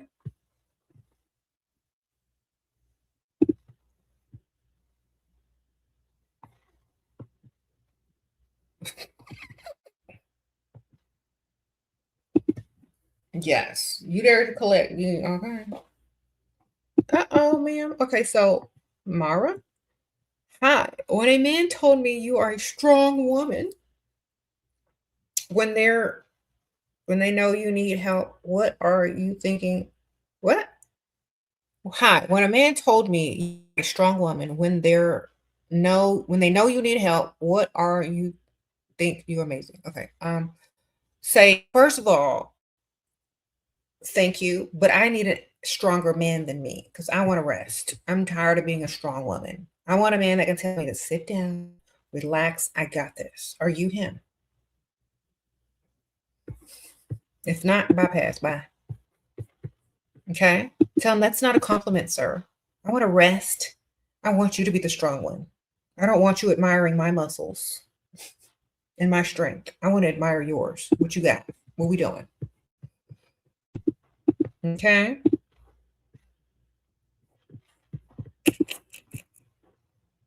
Okay. Let me read what y'all talking about over here. You're on a budget. You don't want to deal with men right now. What are small ways I can pour into myself? Okay. You can get up early in the morning and take more time to look better. You could go to sleep early. You can take supplements and vitamins. You could do your skincare. You can make yourself a top priority as far as doing things that are good for you and your body. You can calm yourself and stay peaceful and learn how to not react emotionally to certain things. You can get that in order. So you can do a lot of things. You can learn how to stay unbothered. You can learn how to stay detached. All those things are free. Okay. That's it. Learn how to manage yourself, learn how to get money out of the situations that you would normally react to emotionally. See how you can get some money out of it. Learn how to flip the script, learn how to strategize. You can do all those things. Write a little journal on how to, what your strategy is going to be if this happens, what your strategy is going to be when that happens, and then put it into action. Mm-hmm.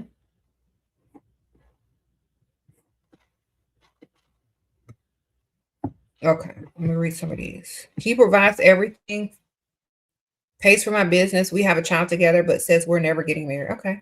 So don't call him your husband. Don't call him anything. Just say, okay, continue to tell people that you're single because you are. You're single. He's never going to marry you. What you need to do now, if you want to get married to somebody, you need to get as much money as you can from him, save it, invest in yourself. Like you good, you got a business, wonderful. When you're good and ready to get out of there, you good and ready to go and go deal with someone that deems you worthy if you choose to get married, if you want to get married, of being a wife. Okay. Talk about your future with your future husband. I want to go to my honeymoon here. Well, I'm not marrying you. Well, I didn't say it was going to be you. That means it's only a matter of time before he's dismissed. Then when he thinks that you're planning a life without him, he might reconsider. Either way, don't do it. Don't settle. Keep making your plans. Sprinkle, sprinkle. Attending pre-Super Bowl event in San Francisco starting at 5 p.m. with several former NFL players. I'm 40, fit, and attractive, and want to look polished without seeming overdressed or to try hard. Party chic or evening glam. Super Bowl party. I'm not going evening glam. You're too old to be going evening glam hanging around NFL players. Okay, so a lot of times at these events, there's also going to be celebrities, not just NFL players. Okay, so you're going to see celebrities. You're going to see models. You're going to see gold diggers. You're going to see everybody and their mama up there that like money. Okay. So think about this. You may run into a celebrity, an actor, a musician. So dress for that. Don't dress for the NFL players. Dress for the celebrities. Okay. So even the gay celebrities, even the, whoever. Me, I'm a little quirky. If I want to get noticed and pulled into the VIP, I'm dressing for what I know gets attention. I'm wearing Michael Jackson t-shirt. Okay. Or I'm wearing something. Like, you can be sporty. You can wear a little cute Michael Jackson sweatshirt, little cute jeans, little cute heel. You could dress it up. You could jazz it up. They see you wearing a Michael Jackson shirt. Y'all have something in common. That's how I get into all the VIPs and get noticed by everything. I'm wearing Michael Jackson stuff. Try it for one night of the party. If you're going to dress up like for another type of party, remember, celebrities are going to be there. You want to have stuff in common with the celebrities, not the NFL players. They've been hitting the head too many times. Okay. Thank you, Jasmine. Sprinkle, sprinkle. Shira, you missed my super chat. Can I send it again? Hold on, let me read it, girl. Let me scroll up. I probably already answered and y'all weren't listening. Let me read.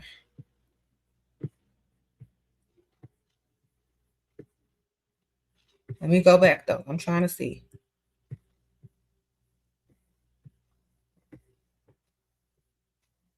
A sugar daddy said deposit for house. Oh, he paid deposit for house. It was really rent for 4 months. Now says he will pay rent for another house when old deposit comes back. I want to pocket the money. What to do now? Girl, I don't even know what you're talking about. I don't understand this math.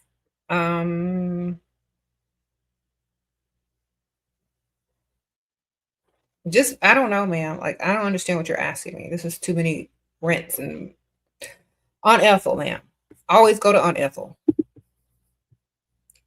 Aunt Ethel is the answer because I don't understand your question. Okay. Sorry, sprinkle, sprinkle.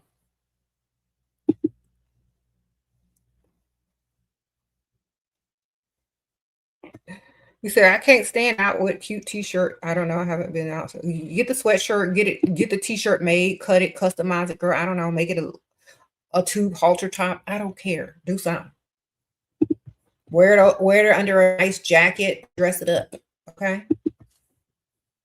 That's what I'm doing because that's how I met a lot of people. Michael Jackson. Y'all don't understand. I'm trying to help y'all. Listen to me very carefully. I met A-list celebrities wearing my MJ stuff. Because as soon as they see that MJ, they were making a beeline. You like Michael Jackson? So do I. Oh, that's the man right there. It's a conversation starter. Okay, out of all them groupies and BBLs and silicone, you can sparkle and shine. Okay, you can be like, oh my gosh, I love Michael Jackson too. But let me show y'all something. Hold on.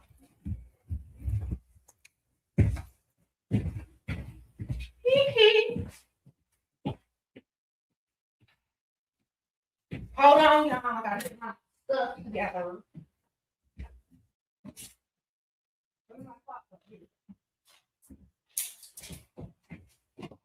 Oh shoot. All right. So imagine walking in with this.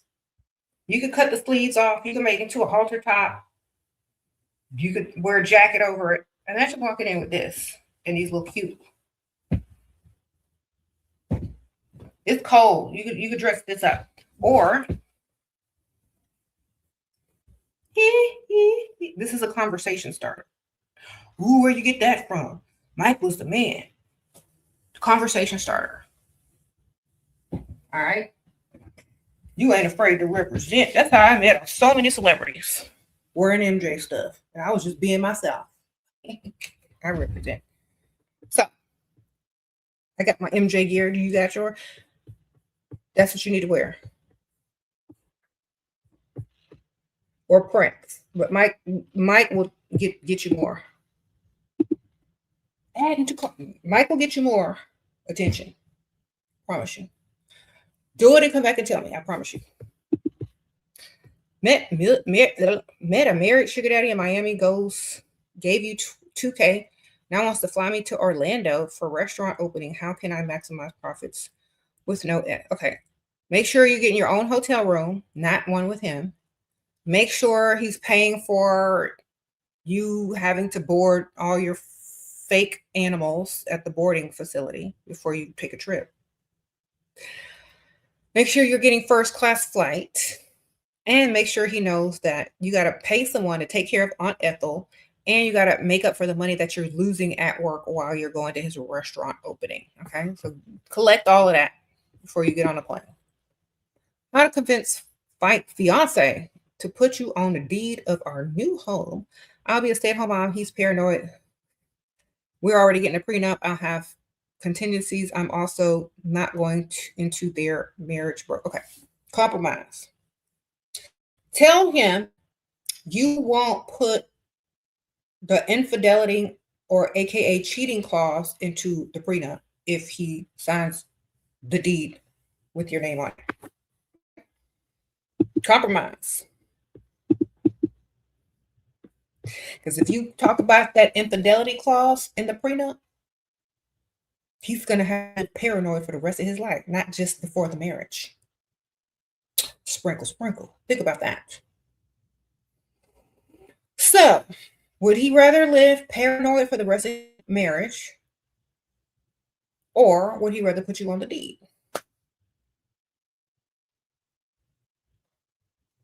Think about it.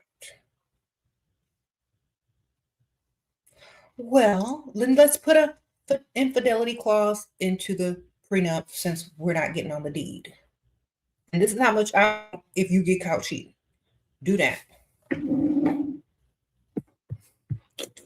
Sprinkle, sprinkle. That deed ain't gonna matter if he's out there cheating. He ain't gonna know if you got a private detective following him or not. He ain't gonna know if you got an air tracker sold into his car seat. He ain't gonna know.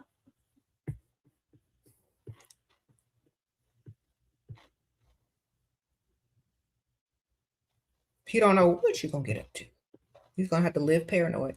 He don't know if you sent that girl to set him up or not.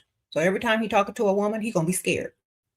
Put it in there. He'll be like, I wonder if this woman is hired. Especially them pick-meishas that be chasing men. He gonna always be scared to pick-meisha for real.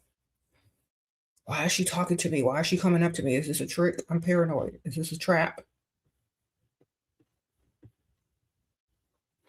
He's gonna live in paranoia if he don't sign that deed, man. Sprinkle, sprinkle. Okay.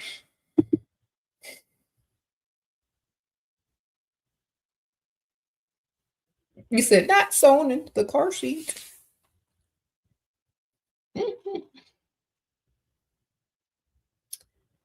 Anyway, best reaction to the man which looks at other women. I don't care about that, man. I don't care if men are looking at other women. I'm looking at other men too with more money. I don't care. They're supposed to look at other women. They're not blind. If they're disrespectful with it, like let's say you're walking hand in hand down the street and a big booty Judy walks by and he goes,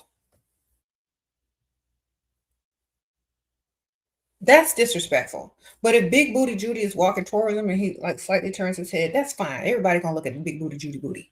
Okay? That's fine. You don't care enough. Everybody gonna look. Kids gonna look. Animals gonna look. Everyone's gonna look. As long as it's not super disrespectful, we don't care. We don't care. They're a man. That's their natural reaction.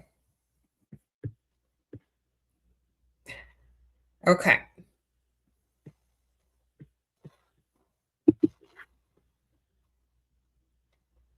You could look too. I know, right? Like in some cultures, the cheating clause has an expiration, like 5 years versus 10 years, just for some ideas. Okay, man, smart. Well, they're gonna be paranoid for 5 to 10 years. By then, they'll be traumatized. And you should have had enough time to get your money up from his. Okay. And remember, ladies, you can always cheat too.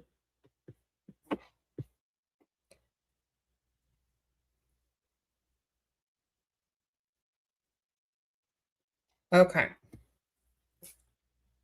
Is it okay to always cry in front of your man? No, because it loses power. You lose power when you cry too much in front of them. Only when you need or want something. Don't cry for no dang reason, girl. He's going to get numb to it. Cry when you really, really want something and you just a little last resort. Don't keep crying in front of them. They're going to get numb to it. You understand? It's better to stay unbothered or to busy yourself doing something else. Okay. You cry too much, they're going to get used to it. It's not going to work. Okay.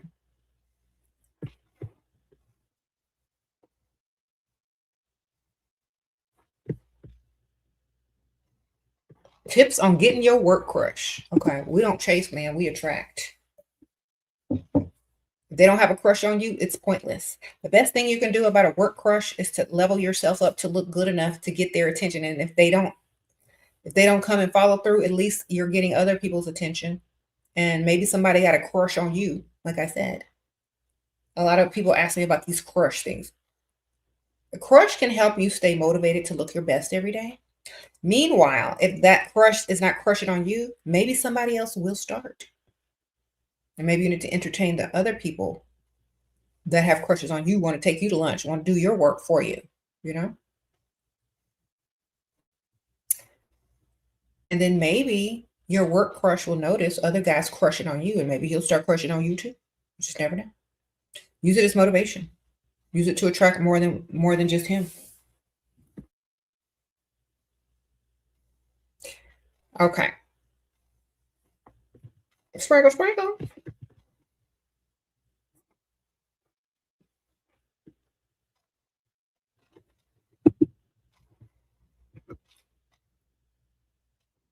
And so you hope that work crushes in a hierarchy. Yeah, hopefully he makes more money, darling, or has more clout.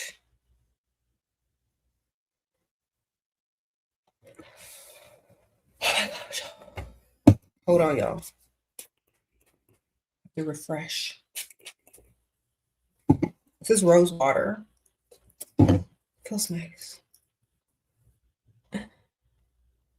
Thank you, ma'am.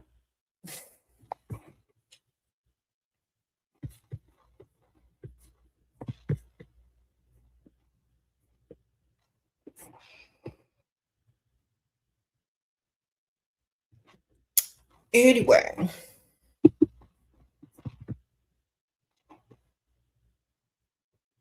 Okay, y'all are going to take a little break real quick.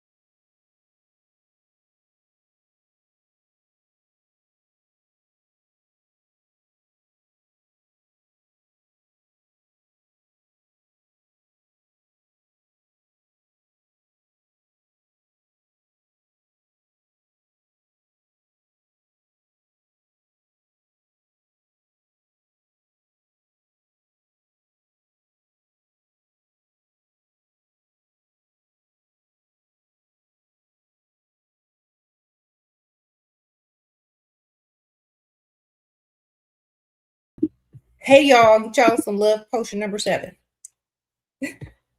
Thank y'all. How are y'all? Okay, we back.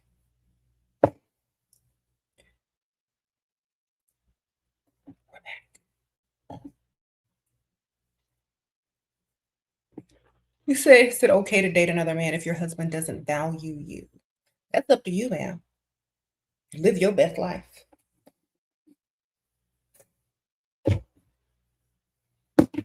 It's okay if you think it's okay. Sprinkle, sprinkle.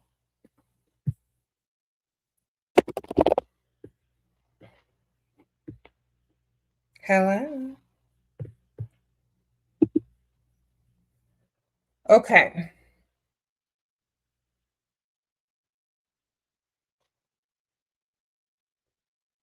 Yes, it's okay if you think it's okay, ma'am.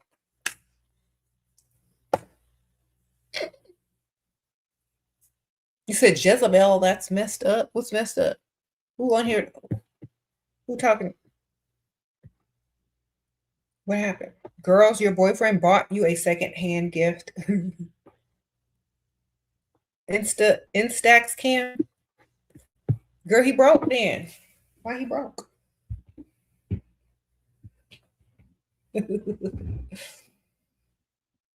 He got you a used camera.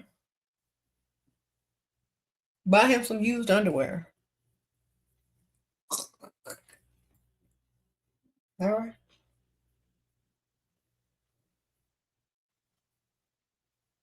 I don't know. Maybe he can't afford the real one. How much did that cost? Like $60?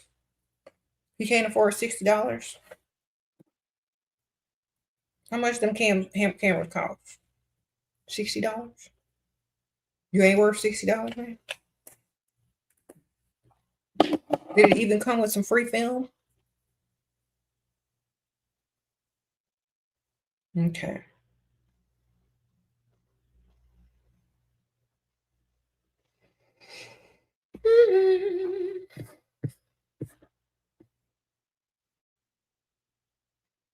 He said, why do the people ask you ethical and moral questions? I don't know, girl. They want to laugh, I guess, at my morals. They want to laugh at my personalized morals. Look, if your morals aren't beneficial to you, and if they're more beneficial to the patriarchy, then I don't know what to tell you. I think we should have our own personal morals if they're beneficial to us, legal. I think that's perfectly fine to create your own personal morals that's beneficial to you and that's legal. There's nothing wrong with that. Okay?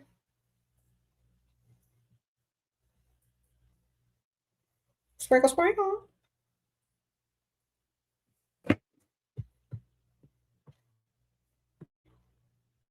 You said Pisces, we live in our own world. Yes, we don't follow everybody's rules if they ain't working for us. We're going to make our own and do what we want, hopefully legally.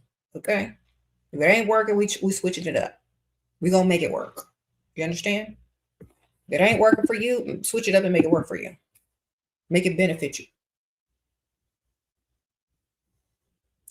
Sprinkle, sprinkle.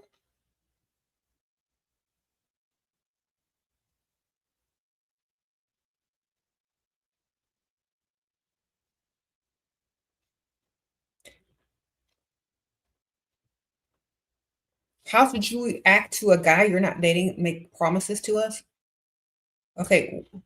Have you ever heard of the saying that a promise is a comfort to a fool?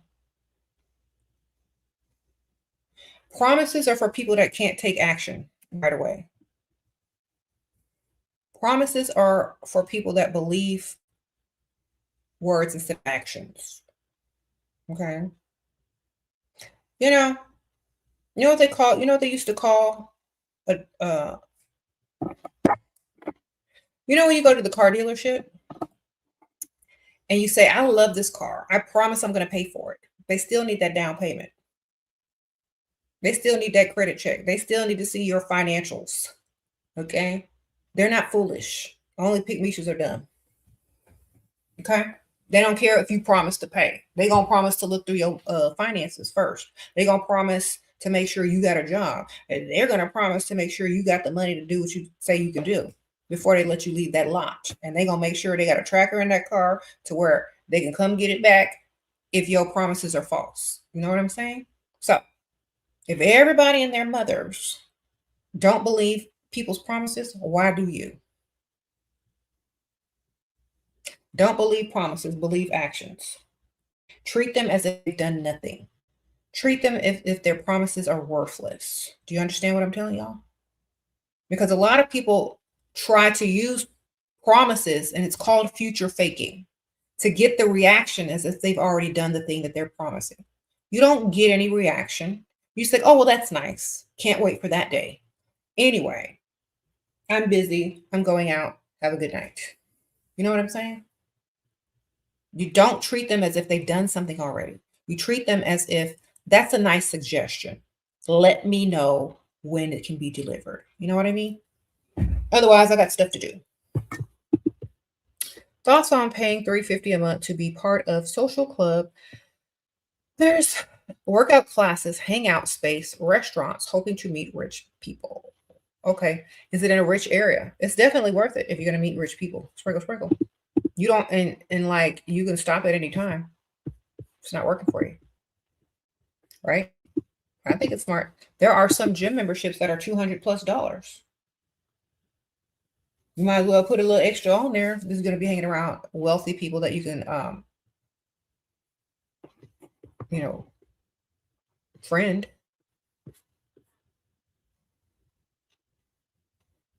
Women are the ones who make lots of promises and never keep them.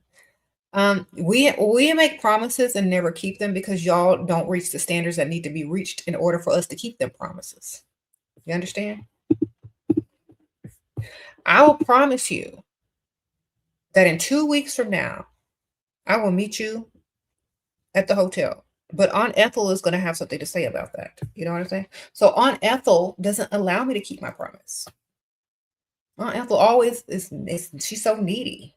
You know what I'm saying? She's so needy. I be trying to keep the promises, but here come old Aunt Ethel getting in the way as per usual. You got to blame Aunt Ethel for that. Sprinkle, sprinkle. Aunt Ethel be messing it up for y'all Dusties, don't they? And everybody else. But you know what? Gotta love her.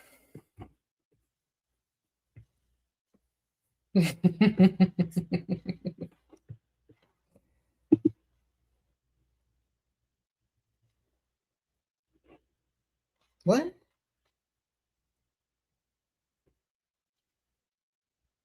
You've been attacked by everyone because you think so highly of yourself. Broke men are like, let's put her in her place, ma'am.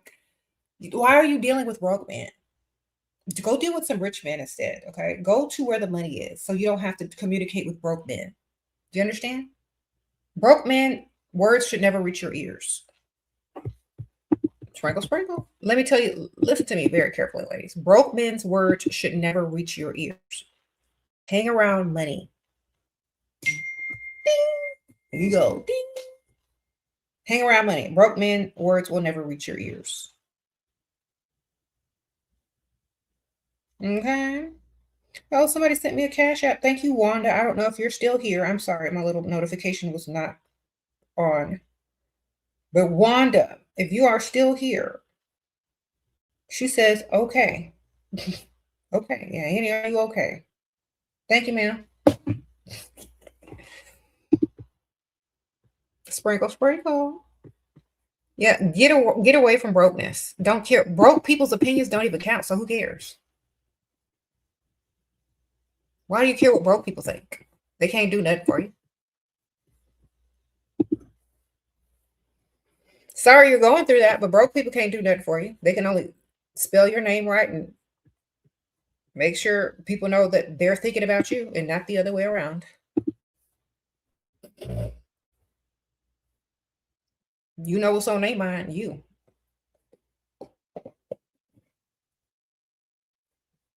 Next. Get around some rich men. Mm-hmm. You said these Dusties be traveling to rich neighborhoods too, Shira. Yes, they do. But are they members in places? That's why I say go become a regular somewhere and go become a member somewhere. Okay. Go where they can't afford to go.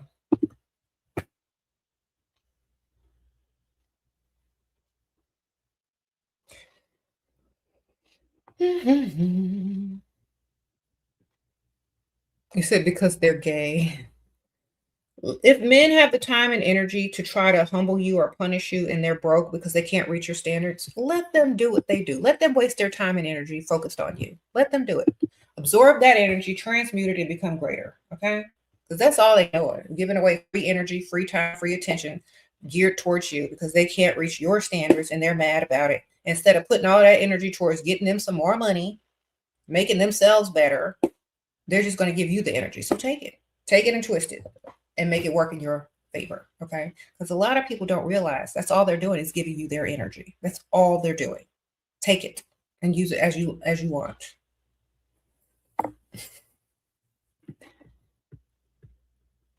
Okay. Energy is energy.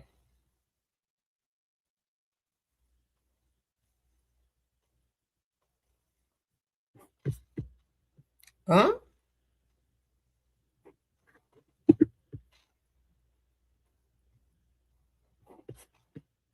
I don't know. Someone asked me a question.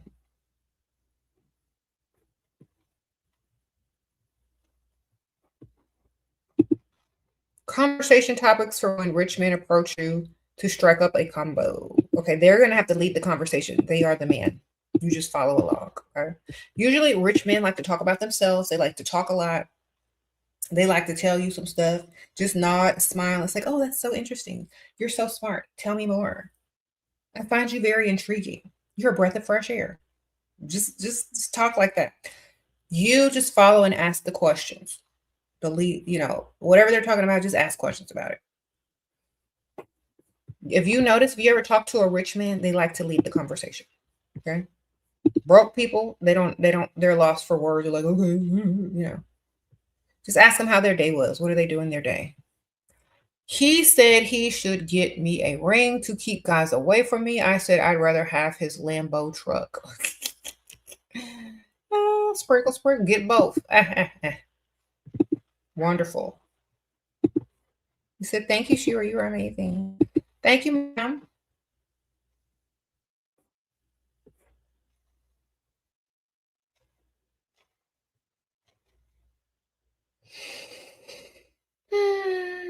Okay, there's an old rich man on social media. You follow each other. You're trying to get him to contact you first. Go like some of his posts.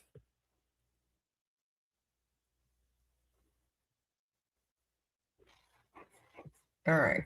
I don't know. Like, I'm not getting them DMs first. You better DM me first or like something on my posts, or you better like something on his post. And that'll give him the permission to DM you. Broke, dusty men sound broke when they speak. Yes, they do.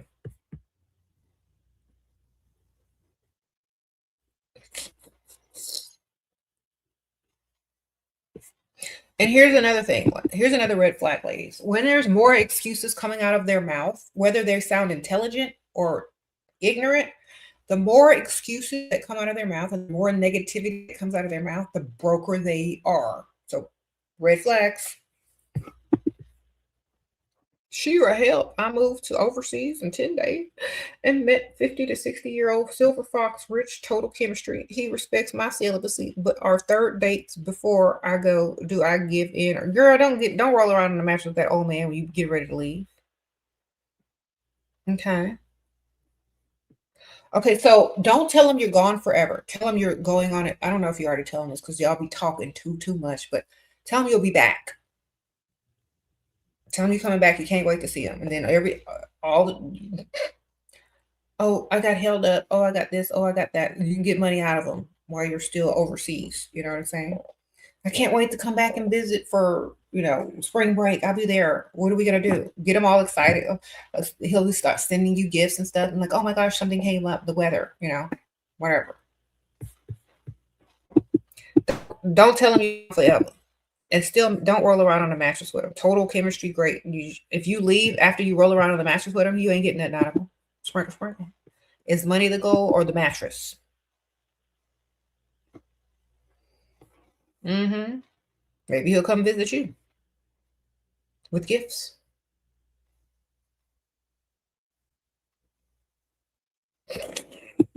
Met a woman living with rich men. She said she met him as a flight attendant on Emirates, but she asked for his number. What do you think about asking for a man's number? Okay, so she's just a live-in woman she's a live-in woman. She's not a wife yet. Okay. I don't feel like you should ask for any man's number. I'm sorry. I just don't. So I don't know her full situation. She's just living with him. Maybe, hopefully, he'll marry her. I'm hoping the best for her, but I don't agree with giving out If they ask you for your number, great. But I don't, well, give me your number. Like, I want that man to like me enough because it's going to be very important in the future. I'm thinking of the future. It's going to be very important in the future that that man likes you more. Okay. Because down the line, let's say your friend lives with this man and they get into an argument or something, something, something. He's going to say, you're the one that approached me. I'm the prize in the relationship. I'll let you live with me. I'll roll around on the mattress with you. But you approached me. He didn't have to chase her. So my thing is, I'm thinking about later on down the line at the long-term effects of asking a man for his number. Okay. Because that's always going to come up in the conversation. How did you meet? Oh, I was on the airline and I asked him for his number. Big Misha, right? And that's going to come up in the arguments and the conversations. Well, you're the one that approached me. I never wanted you in the first place. You know what I'm saying? So I don't want to have that conversation, period, with no man. I want to be the prize. I want to be pursued. I want to be chased. Okay. I'm not sure if that was her goal or was her goal just to get in quick and get out quick. Is her goal long term? I don't know. She's a flight attendant anyway. They have little reputations about themselves. So either way, as long as she's getting her money, I'm happy for her. But I'm saying, I'm thinking of long term. It's very awkward. Yeah. Sprinkle, sprinkle.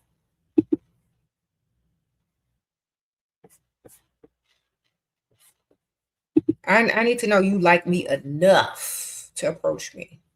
Because otherwise, you're always going to be working for his attention in the relationship. The dynamic of the relationship is based on who talks to first, who chases. That's going to be the dynamic and the setup of the relationship forever. Okay. You got my perfume and it's amazing. Okay, at only Russian Queen. Thank you, ma'am. You're so sweet for buying my perfume. Thank you for the generous donation as well. I'm glad you love it. Sprinkle, sprinkle. Thank y'all. If y'all want the perfume, definitely pick it up. I'm going to link it here. It's also linked in the description bar as the first link, and it's also linked at the top of the live comments. But definitely get your hands on Love Potion number 7, y'all. Sprinkle, sprinkle. And you're going to love it. You get 100 milliliters. It's a full bottle. This is heavy. Don't drop it. Thank you. Perfect for Valentine's Day. Look, if y'all are on TikTok, ladies, if y'all are TikTok girlies and y'all sell stuff on TikTok or promote stuff on TikTok, y'all can get paid to promote my perfume. If you buy it, you get like a little refundable sample on TikTok. That means if you sell like 2, you get your money back, basically. But you can also put this on in your little cart area on TikTok if you're a TikTok girly that sells stuff and you get your little money too. Okay, you can sell for dust free limited. Sprinkle, sprinkle.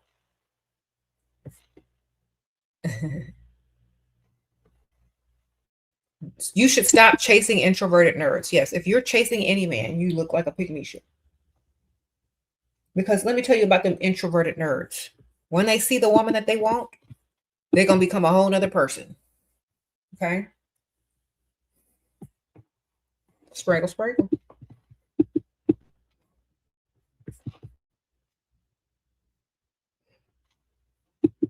Okay.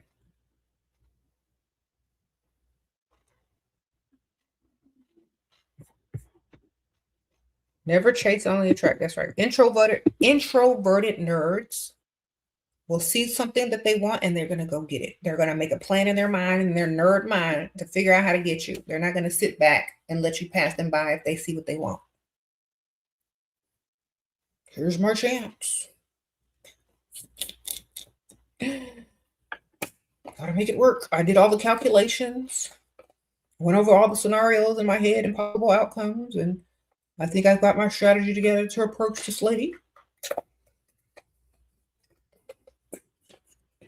Girl, let them get it figured out. Let them chase still.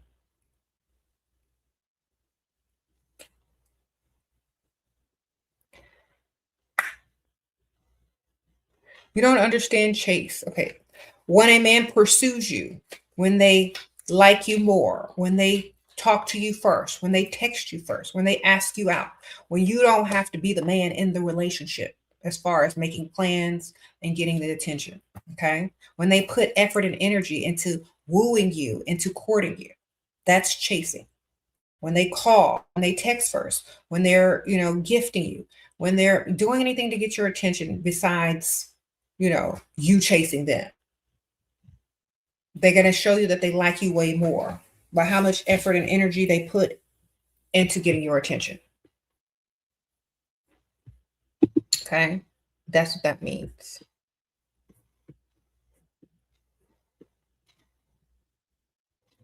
He says he's really into me, but scared because he only had one relationship because of his age. I'm confused. Okay. Well, when he get his money up, he'll come talk to you. It sounds too young to me anyway, girl. Why are you dealing with somebody with no experience, broke, and afraid? That's not very masculine. Okay. We don't care about their excuses. Are you man enough to come and follow up or not? Then I don't need that energy in my life. Okay. That's how y'all need to start thinking. Don't be feeling sorry for these men. If they're not man enough to come get you, then they need to stay over there. Okay. You don't want that type of energy. It's weak. Sprinkle, sprinkle. Don't deal with that. If they want you, they'll come get you, baby. Do you like male-centered women as friends? I like money-centered women as friends. Okay, because we know how to get this money. All right. Sprinkle, sprinkle. If you like men more than you like money, we can't be friends.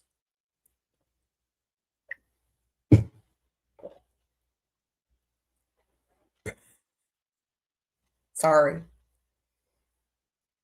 If you like men more than you like yourself or money, we still can't be friends. We're not going to be friends. I'm just looking at you feeling sorry for you. So, if you like money and yourself more than men, we can be friends.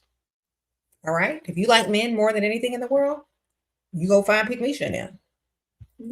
That's it. That's all you can do. Find Pick Me Chanel. Man, I'm hungry. You got a snack.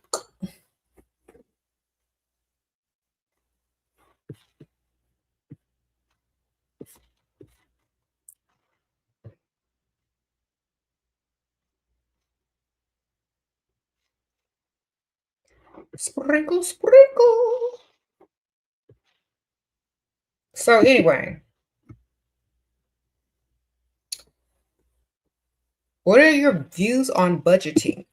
So the amount of money you save by him paying all your bills, the amount of money you can invest, the amount of money you're saving or putting into your business, that's how you need to budget. If you're budgeting and you got a grown able-bodied man living in your house, you don't need to count none of your money into his. Okay. If he has the budget to keep you, then wonderful, great. Still don't spend no money, don't reach your purse. That's the only budgeting you need to know. If you're alone, you're single, and you're budgeting for yourself, make sure you're investing in yourself and not other people that are non-beneficial. Okay. Make sure you're always investing into yourself, which means put some money in your savings, put some money towards yourself, put some money towards something that's beneficial to you in the future. Okay. So that's savings, investments, and self or business. Always get people to pay for you if you can.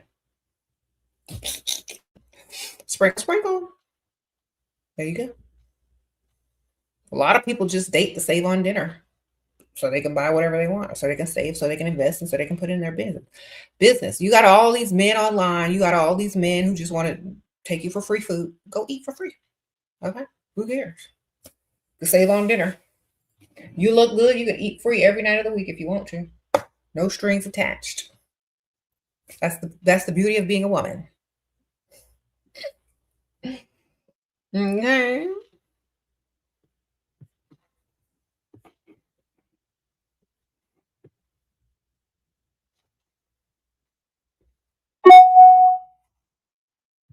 Thank you.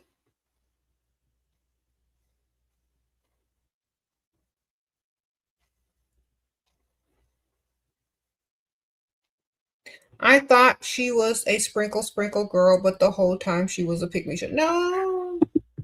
Yes, sprinkle, ma'am. So you guys get love potion number 7, perfume. Pick that up. And like I said, if you sell on TikTok, you sell my perfume on TikTok as well. You can get a little percentage. Okay. It's also available on TikTok. Go sprinkle.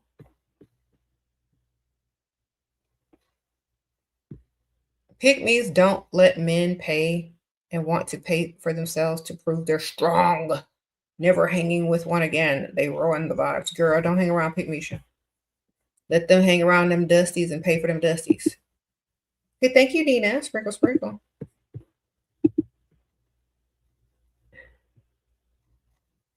So many girls can't stick with the program. I have like 2 friends. Okay, well then find someone that's already in the program and not moving backwards. Okay. Find someone that's already there that can help you figure out how to get there even faster.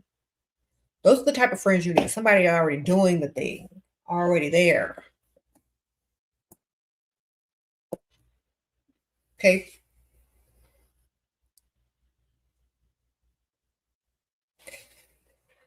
Yeah, because if they get jealous or they get mad, they're going to sabotage you anyway while they're out. They dusty at home, and let's say that they're taking care of some grown able-bodied man, and they're dusty sitting at home on their couch while they're out having girls' night with you, and some rich man approaches you, buying you drinks, talking about he gonna take you shopping. She's gonna ruin it for you because she got dust at home. That's why you don't bring pick-me-shoes out with you when you're freestyling in the rich area. They're gonna be mad at you. They're gonna sabotage your stuff, or they're gonna criticize you for only wanting a man for his money. Okay, don't mix it. And unless they're trying to do the same thing and level up on their dust, sometimes you don't need to be bringing pick-me-shoe around.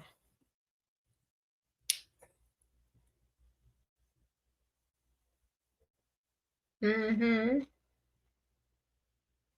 Or they'll try to embarrass you or something. Don't do it, man.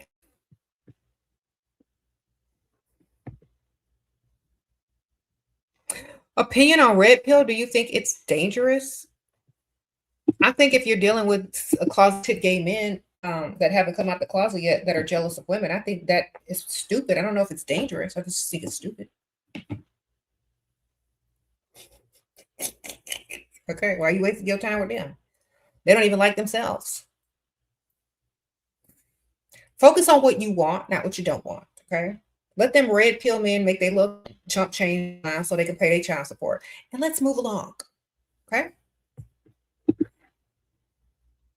If you're talking about men that are out there that think red pill, let them think that they're the prize. And when they figure out that they're not, when their stuff stop working and they still got to reach in their pocket after the age of 45, 50, let them figure it out on their own, girl. You don't need to help them. Thank you, goddess. Sprinkle, sprinkle. Let them figure it out on their own. Okay. Let them understand that they are the petty gossipers of today's society, and it's not the women anymore. Let them realize whatever they need to realize. We're not dealing with that. Sprinkle, sprinkle. Mm-hmm. How do you deal with unattractive men who won't take no for an answer? Make sure that they take invoices and send them the unblock fees and then block them. Okay. So if they can't take no for an answer, block them. But before you block them, send them the unblock fee. That's how you make them take no for an answer. And then if they unblock you, still tell them no. I mean, if you unblock them and they send the unblock fee, still tell them no. So they pay for the answer. You don't take it for free, you're going to pay to take it. You understand? No means no. No, thank you. Blocked. Here's the unblock fee. Okay, they pay the unblock fee. The answer is still no. You understand now? Wonderful. That's how you do it. You make them pay to get the same answer.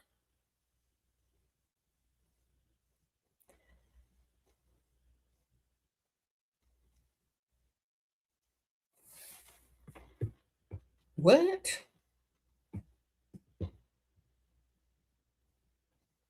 Mm-hmm.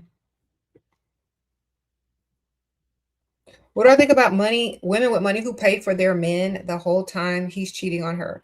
I think that he should be paying for her and she should be cheating on him too. Sprinkle, sprinkle. That's what I think. I think it's backwards. So I feel like if you pay for men, they don't like you anyway, and you'll never respect them as a human being anyway. So it's just not gonna work in the long run. They don't like you and you don't respect them. So chances are y'all gonna do each other wrong. Okay. You said, what do you think about replying to his story on Instagram? Girl, I'm old, right?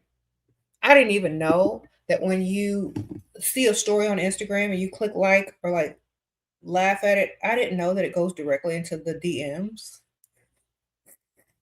So, I be liking everybody's story.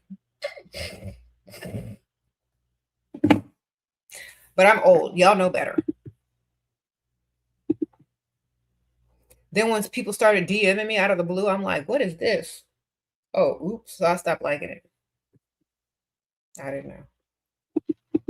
Sorry. Sorry if y'all got a DM from me.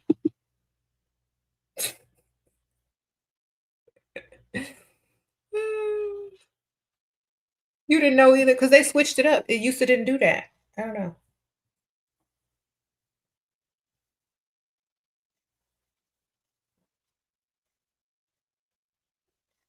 Do I have advice for job interview? Look good. Be someone that they want to see in the office every day. Be the person that they want to hire because you're going to bring excitement and beauty to the place. Okay. They tired of seeing Pick Misha and Barbara the Builder over there. They want to see something exciting. Sprinkle, sprinkle. Be confident as well. Highly confident people get hired faster. And you got to look good.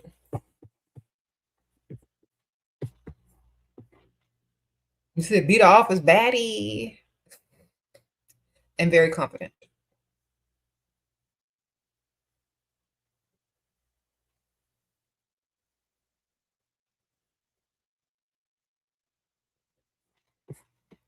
Someone says smile and mirror the interviewer movements. Mm-hmm.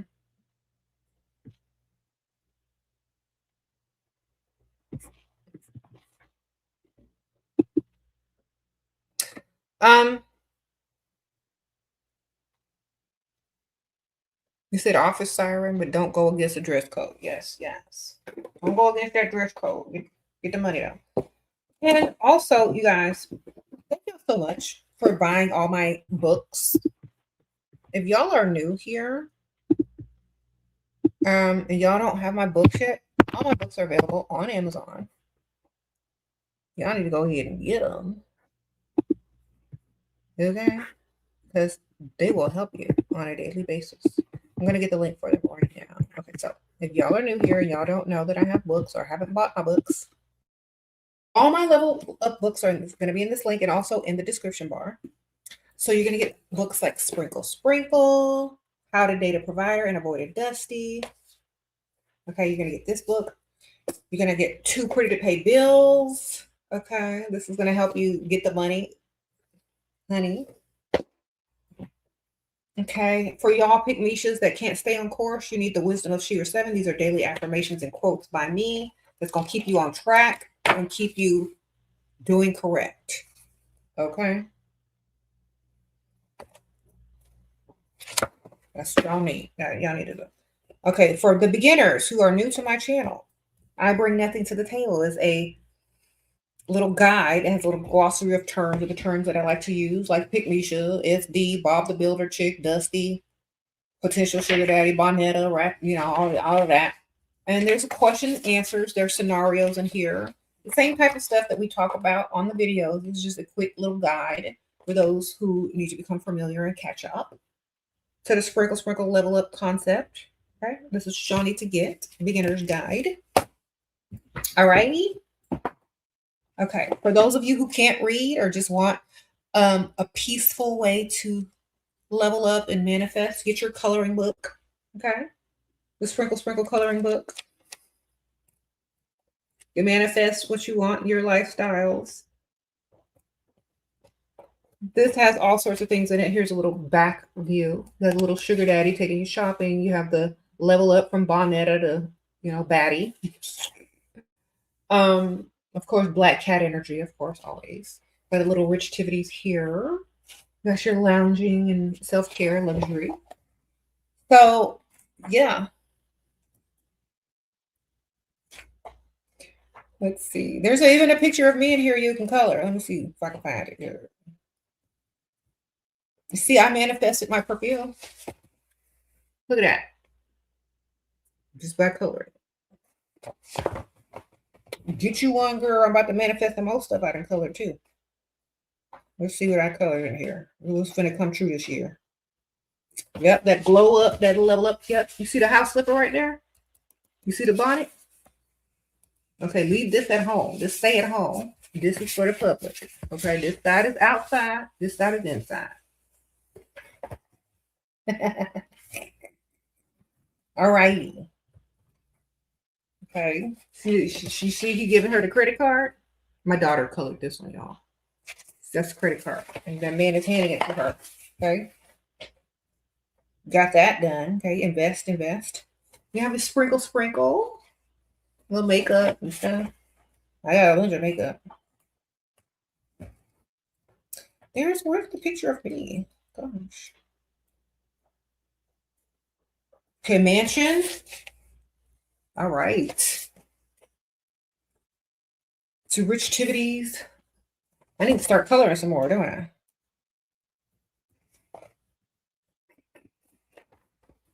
Let's see which one I need to color next. Where are we going? Oh, this is nice. So yeah, y'all get it together.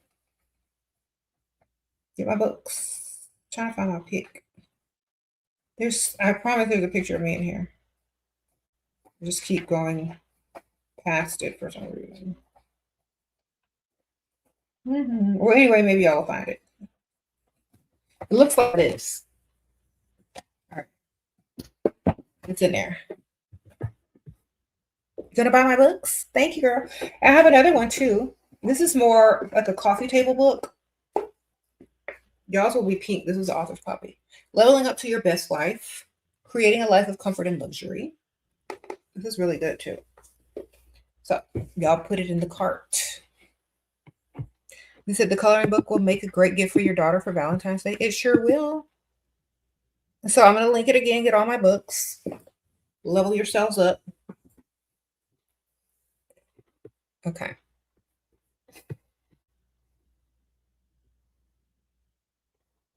Thank you. They are available on Amazon.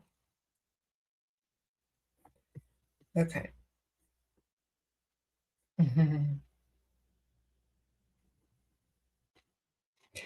The last one will be pink online. Like when you see the picture of it, it'll say level up to your best life and it'll be pink.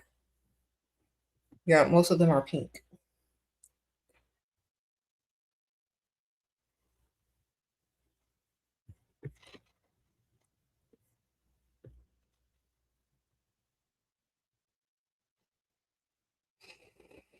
Let me see what y'all are talking about. Okay, yes. So never lower your standards, ladies. Keep aiming higher.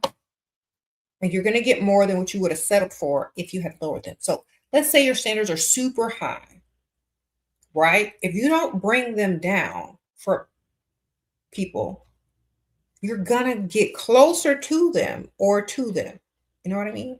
Don't ever bring them down because once you bring them down here, you got to bring them down again. Because once people see that you can bring your standards down, they think they can get you to lower and lower and lower and lower. So don't even start. Don't even start dismissing. They got to come up. You get it? They got to come up. They don't have nothing to aim for or reach for. They won't. They'll just go get lower and they'll leave you alone as they should. You said you'll get even less than what you're settled for. Exactly. Once they see you lower them standards, they're going to keep asking you to lower them even more. So don't even start. Don't compromise.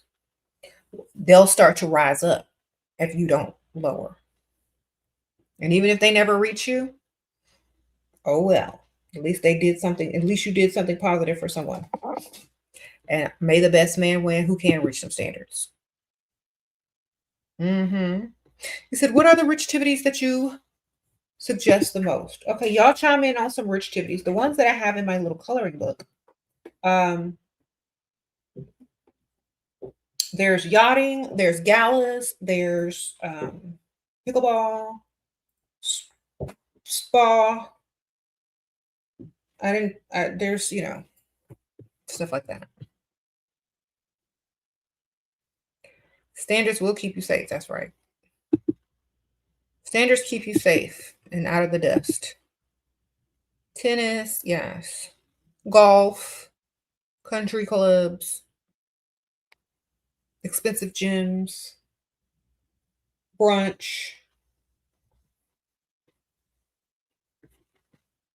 auctions, any equestrian events. I know when is the Kentucky Derby? I've never been to that. I've never been interested in going to that. But if I lived in that area, I'd probably try to go. Some people fly out. Some people get them little fancy hats. Some people have derby activity in their own cities, and you don't have to go to Kentucky. They'll just do derby season, polo season, and you can go to those local events. You know what I'm saying? Wine tastings, wineries, vineyards, things like that.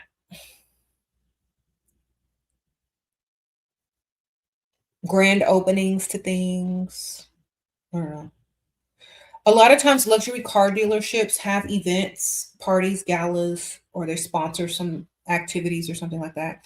And if you're on their mailing list or on their email list, they'll usually send it to you. So that's kind of why it's also good to take your car to the dealership every once in a while for service or, whatever, fill out some information because you'll get on their mailing list of all their events and stuff. Mm-hmm. You said bourbon trails. Okay, yeah. Can we approach rich men? Only if your name is Pygmisha. Look, I don't know how many times I have to tell y'all, stop approaching men. Let them approach you. If you're not attractive enough to attract men, what's the point? You have to attract them. Otherwise, they are the prize and you are not. Listen to what I'm telling y'all. If you got to go run up to a man and get up all in his face, he don't even like you because he didn't even do that for you. He doesn't like you. You like him. You understand? And the dynamic is going to be off. So don't do that. They don't notice you. If they don't want to cross a room for you, if they don't want to introduce themselves to you, if they don't want to say, hi, I saw you from across the room. My name is such and such. If they don't want to start a polite conversation with you, they don't like you. You're not on the radar. So don't try to get on the radar because they're going to just take you. And when someone else catches their eye that they actually like, they're going to embarrass you. You know what I'm saying? So don't do it. All right? Don't start a conversation with a man. Let him start one with you. They still might embarrass you, but at least it's less embarrassing. Okay. Don't do it.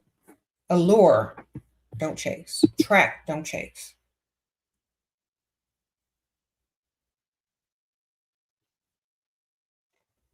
Mm-hmm.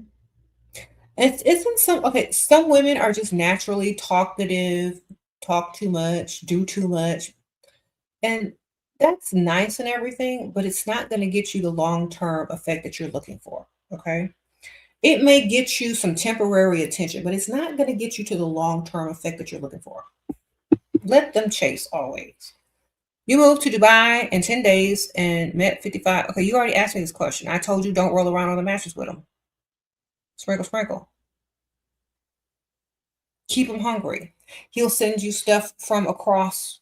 He'll send you money online, gifts online, whatever. Don't roll around on that man. Don't roll around on a mattress with that old man and then leave. Okay. Tell him you'll be back to visit and get stuff in between. Get him to send you gifts and whatever in between.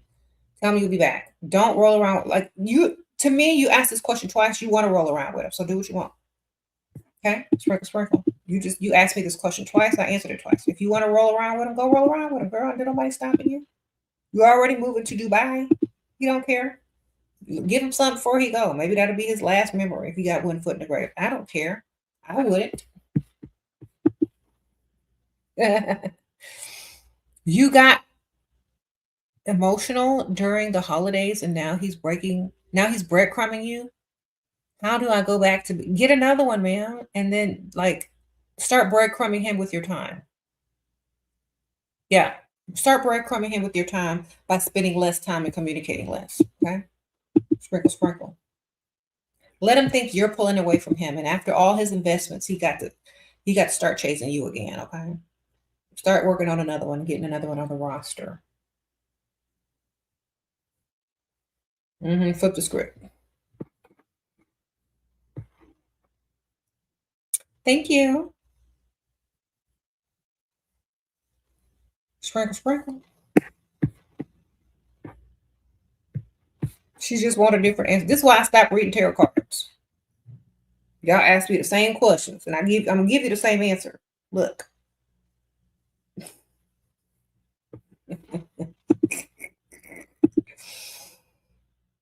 Mm-hmm.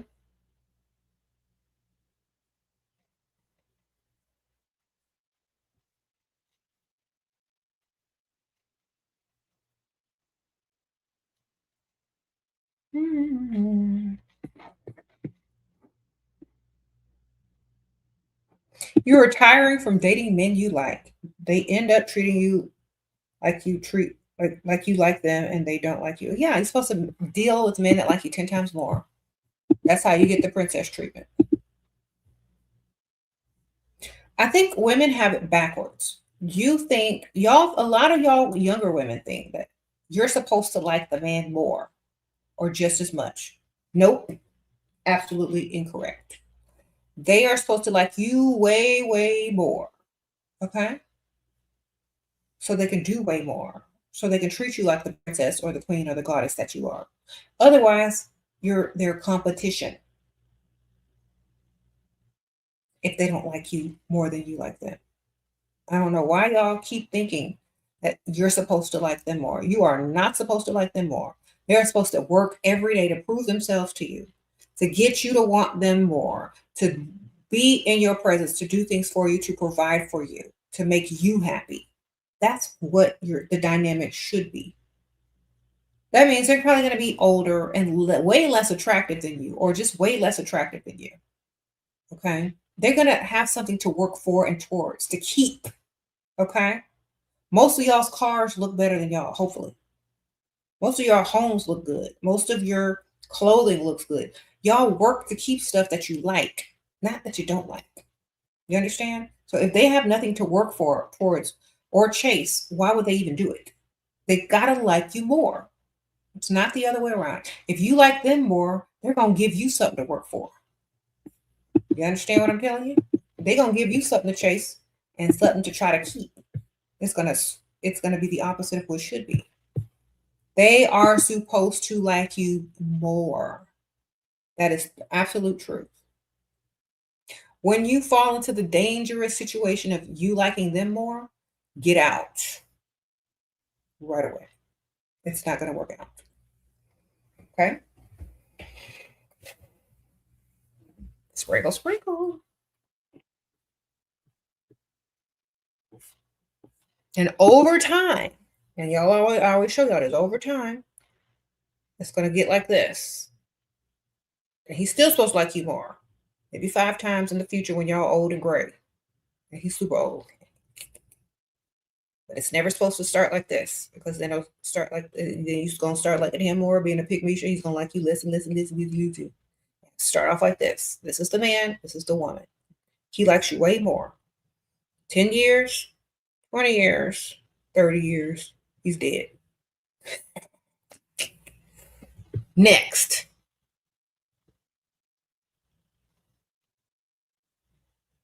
Okay.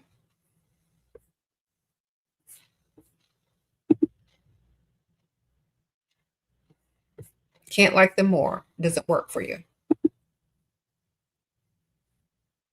What if you're already married? Then stop liking him as much and make him like you more. If you're already in the situationship, make him earn you still. Make him chase still. Level up out of his league and make him chase. Okay? Sometimes women have to level up in their marriage. You understand? Do it. Why not? You got all the time in the world. You married, he ain't going nowhere no time soon, is he? Level up on him. You like him more. Can I keep him and detach? Why would you like a man more? That's terrible. Sprinkle, sprinkle. That's the first thing that you don't need to do. If you like, you're trying to ask how to not like him more, right? Trying to ask how to detach from liking him more. You put other men on your roster. That's how. Other men with better qualities and more money. That way, you might like him, but you also like these other guys, and you also going to give them attention that you would just be a pygmisha over this one guy for. So you need to split it all up. So start dating other guys. That's how. Sprinkle, sprinkle. Start dating other guys, because you'll be able to have something to compare to. You'll have a way to deal with other people without becoming super attached to that one. Okay.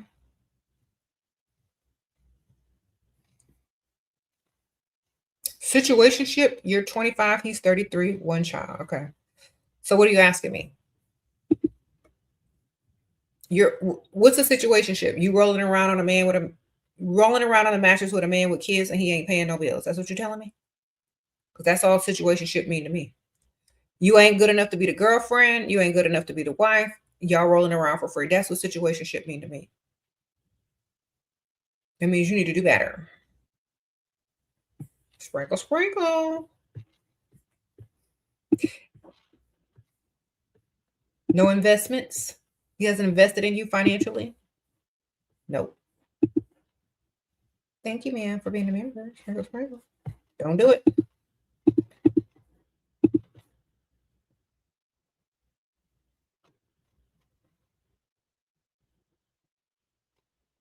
You said what?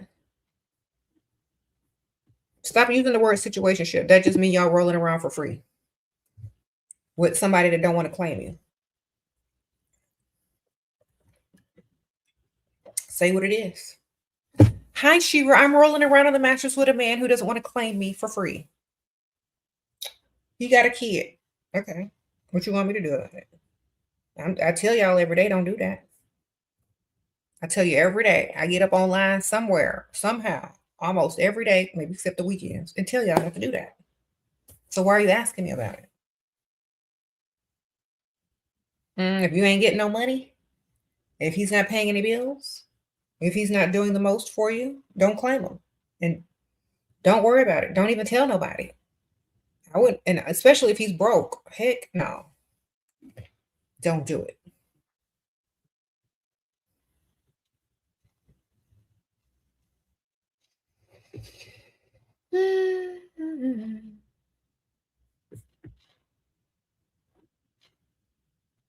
He wants me to be exclusive, but hasn't bought me anything. Or okay, he can keep wanting. You want him to pay your bills too. Who's gonna win? Sprinkle, sprinkle. So tell him this. I would love to be in an exclusive relationship with you, but in order for me to be in an exclusive relationship, I have to feel safe in all ways. Mentally, physically, and financially. Otherwise, I can't feel comfortable being in an exclusive relationship with a man if I don't feel safe enough to be my feminine self. You're not going to get the best of me. You're not going to get the best version of me if I'm in survival mode, if I'm scared to let my guard down. If I don't feel like I depend on you if I ever need something, you're not going to get the best of me. And I don't want to give the worst version of myself in a committed relationship. So I'm going to need you to pay them bills and pay off these credit card bills. And I'm going to need you to put something in my bank account. You don't have to say it like that, but you need to have that speech. Well, he'll be like, well, how can I make you feel comfortable? Direct deposit every month. This amount. Investments, long-term investments. Okay. I need to be put I need a credit card with my name on it, and I need to know the limit. I also need you to put me on that direct deposit from your bank account every month. I need to feel safe financially. That means I need to know that you're here for a long time, not a good time. Maybe a good time later on, but I need to know that you are investing in me, not just trying to love bomb me and say that you want a committed relationship so you can roll around on a mattress or, not get away with not doing nothing for me. No, you're gonna put in work, you're gonna earn exclusivity. Sprinkle, sprinkle. Know your worth, ladies. If he insists on meeting my family, what to do? Insist on meeting his bank account. Okay. I'm not introducing nobody to my family unless they introduce to my bank account, direct deposit, and bills first. Okay. First comes first. First things first. Pay these bills. You're not gonna meet my mom until you meet these bills. I need something to brag on. You know what I'm saying? I can't say, oh, this is a nice man. I need to know this is a man that is a provider man. Provider man here, pays all the bills, got me debt free. Yes. Then you can have something to brag on. What you going to introduce him as? Somebody who ain't spending no money on you? No. Pay them bills first, sir. If you want to meet somebody, meet these bills. Meet electric bill, meet light bill. This is the family. Then you can meet the real family after you meet them.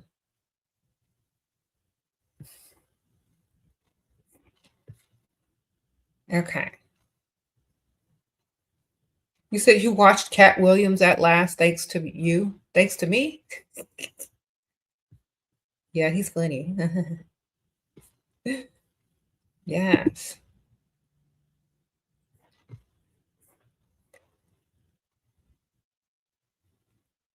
If he's not paying your bills, then he's temporary. Why would I introduce you to the exactly, girl? You don't get introduced to the family until you get introduced to the bills and direct deposits. Y'all stop introducing these dudes to your family before you introduce them to your bills. Mm-hmm.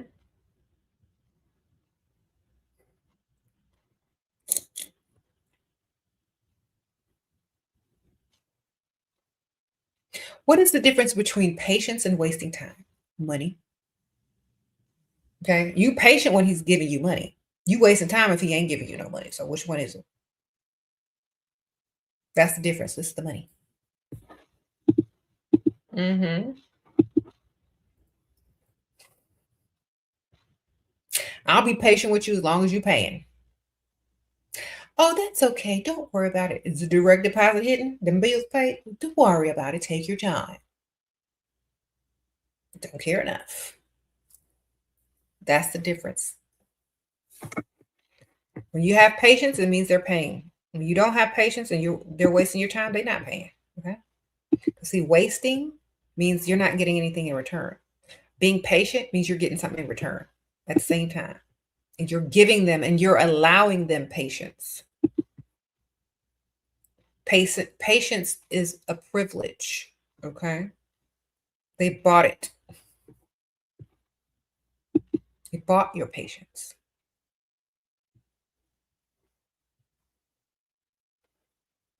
Hmm?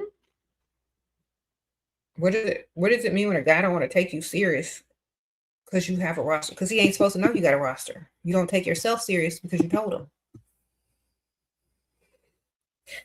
You're not supposed to tell him you got a roster. You're supposed to tell him you have an Aunt Ethel and that you volunteer a lot. You're not supposed to tell him you got no roster. You're supposed to tell him you got a second job, not no roster, girl. You're supposed to lie to get more money out of him. I'm not taking you seriously either if you telling me stuff you shouldn't be telling me. You are mean, but you keep me on track and focused. Thanks. Okay, exalted. I'm.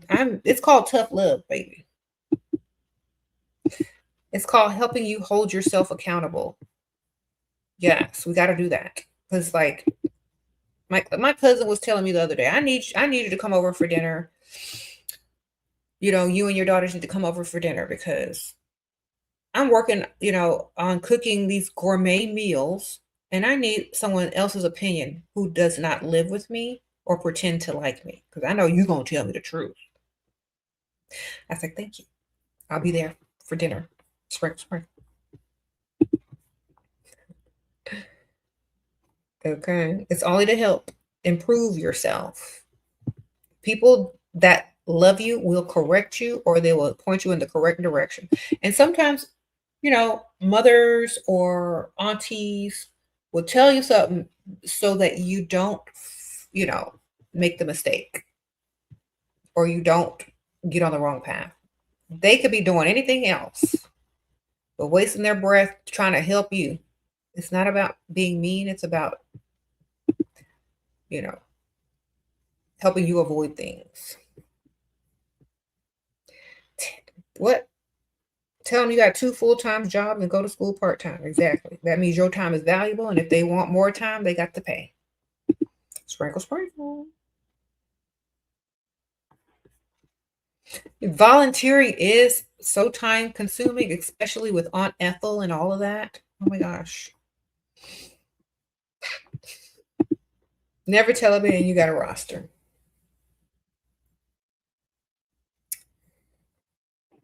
Promise me, y'all. Stop telling people you got a roster. It's not cute. What's cute is how you covered the fact that you got a roster.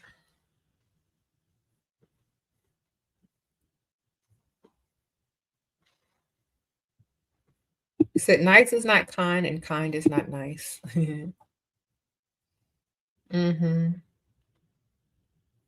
I know. Just avoid, like, I know you get caught up in words like situationships. All it means is that he doesn't value you. Don't try to put a positive spin on a man not knowing your value. Or, to you for gifts. Thank you, ma'am. You are so right, Shira. Time is money, and they definitely must buy my time. Patience, dates, etc. Exactly, ma'am. Yes. Thank you, ma'am. Mm-hmm. Do y'all remember what they used to call situationships back in the day? What they used to call that back in the day? Where are my ladies from the 80s and 90s? What they used to call situationships back then?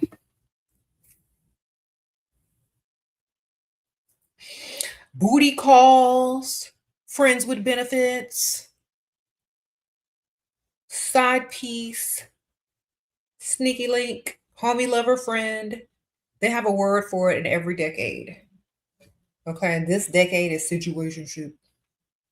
Either way, jump off, mistress, that's a classic. Shacking up is not the same thing as a situationship.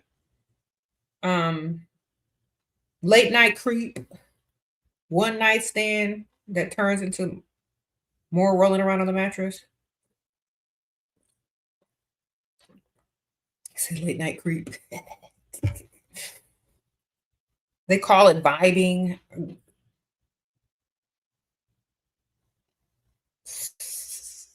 So yeah, they got a word for it across the board. No, we don't.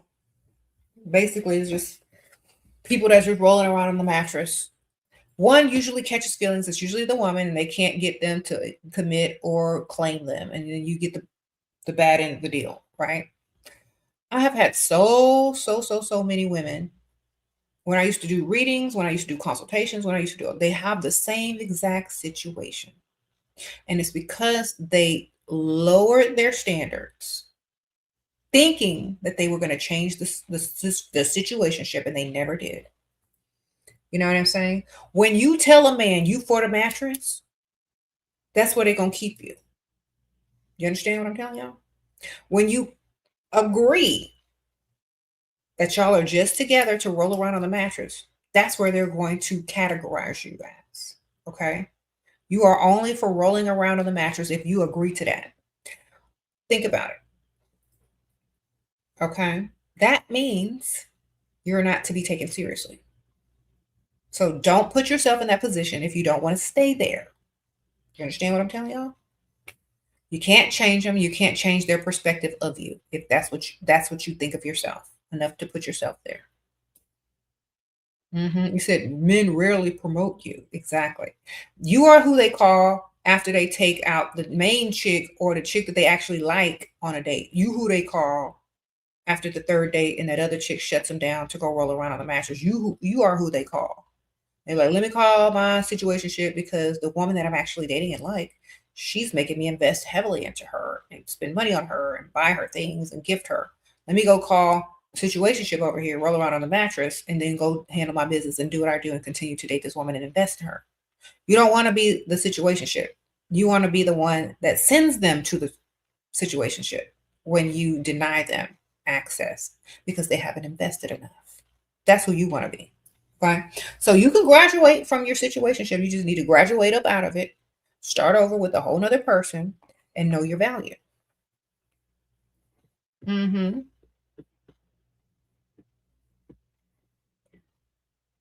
If he's in the process of getting a divorce, you just a hole in the mattress. Y'all silly. Okay.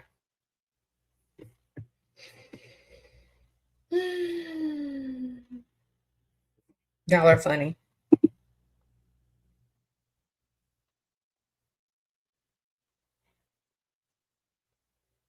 You said he's married, possibly with his wife, ain't giving you no more money or time and attention. Okay, well, next on the roster. He'll be back when his wife's busy. Or if they have an argument, he'll be back. Just make sure you collect that re-entry fee. Circle him at the bottom of the roster and give someone else your time and energy for now. That's benefiting you. Okay.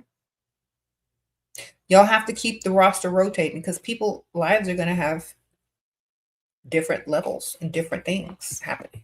You know, especially if you're dating a married man, you just rotate them to the end of the roster. And when they want to come back up for some air, re-entry fee.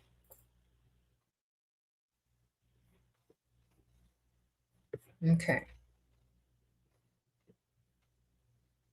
The new guy thinks that if he does things for me, that I need to do things for him also. Claims he doesn't want to feel used. Then dismiss him. He's broke. Sprinkle, sprinkle. His goal should be to prove to you that he's a provider, that he likes you 10 times more, and that he's courting you and investing in you. That is not who he is. He is an exchanger. That means he wants tit for tat. That means he works hard for his money, so you have to work hard for his money. You understand? Brokey next. Okay, they don't have enough to properly date you. They are looking for an exchange, not to invest. They don't like you 10 times more. Next. You're just going to waste a lot of time with that one. Okay. And when you try to dismiss him, this is what's probably going to happen. He's going to be like, well, I don't want to feel used. Well, I don't want to feel used either. I like a man who is a provider type and likes to invest, properly court the woman that they like. You don't like me enough to do that? Thank you for letting me know. Dismissed. Do you really want to get into a relationship with a man that wants tit for tat that doesn't even like you that much? Nope, you don't. Hold out for more. Never lower your standards.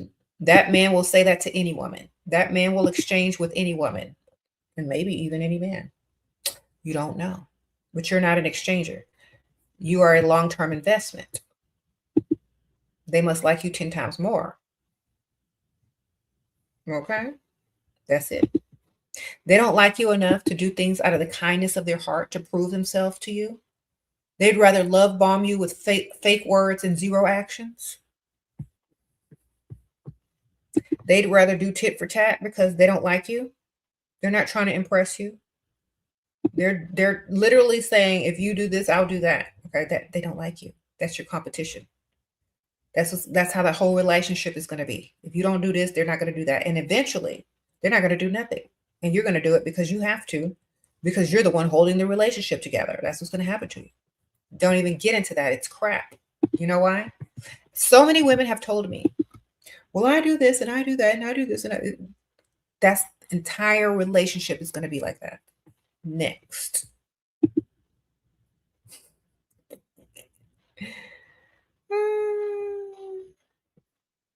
Girl, you said the opinion on Jason Momoa's situation, dating 20 years younger.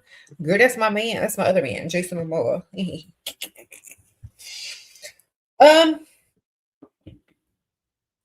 He was with Lisa Bonet, yes.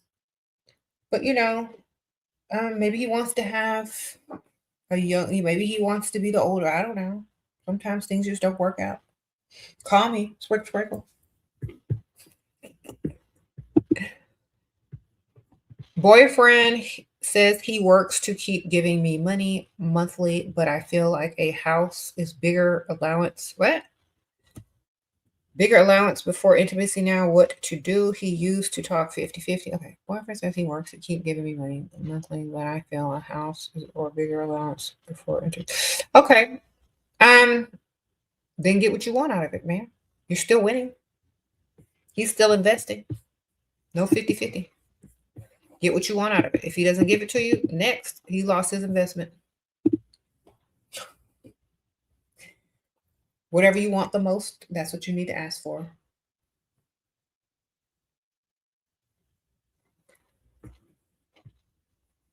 Okay, thank you, Annabelle. Sprinkle, sprinkle.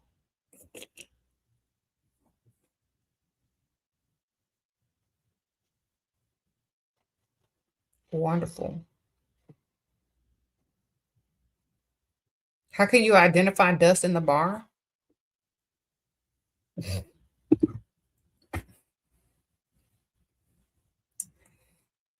Dust in a bar. They don't offer to buy you a drink within like the first minute of talking to you. Even if you clear your throat and like hold your empty glass up, if he's not offering to buy you your next drink, he's dusty. Okay, he's there to waste your time and energy. Order something expensive too if you order your drink. See if his eyes get big and bulged out.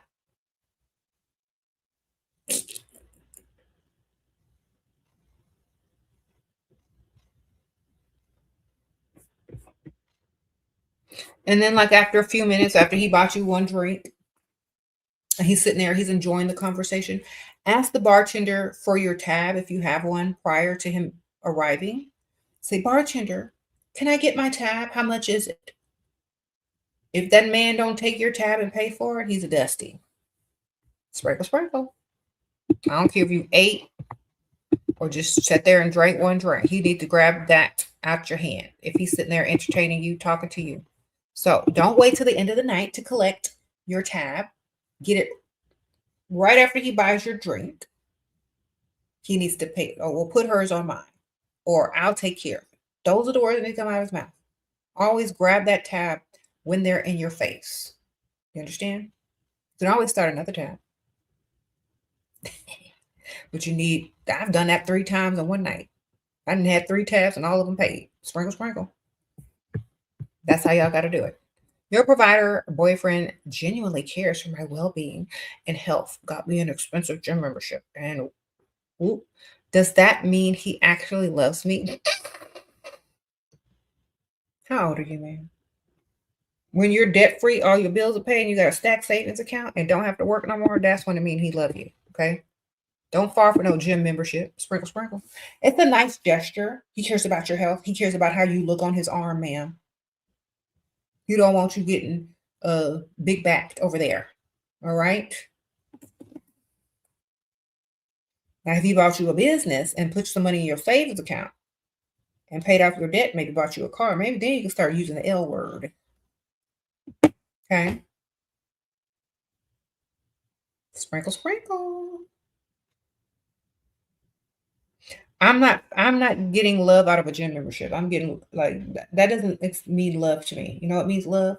All bills paid, direct deposit, debt free. But that's a nice gesture. You can meet other guys at the gym too if that love don't work out. Sprinkle, sprinkle.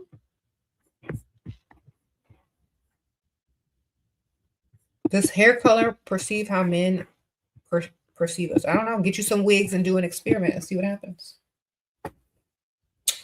Get you some wigs and find out for yourself, ma'am.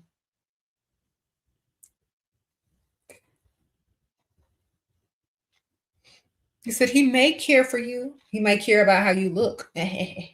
Yeah. Take the gym membership, not work on the direct deposit next.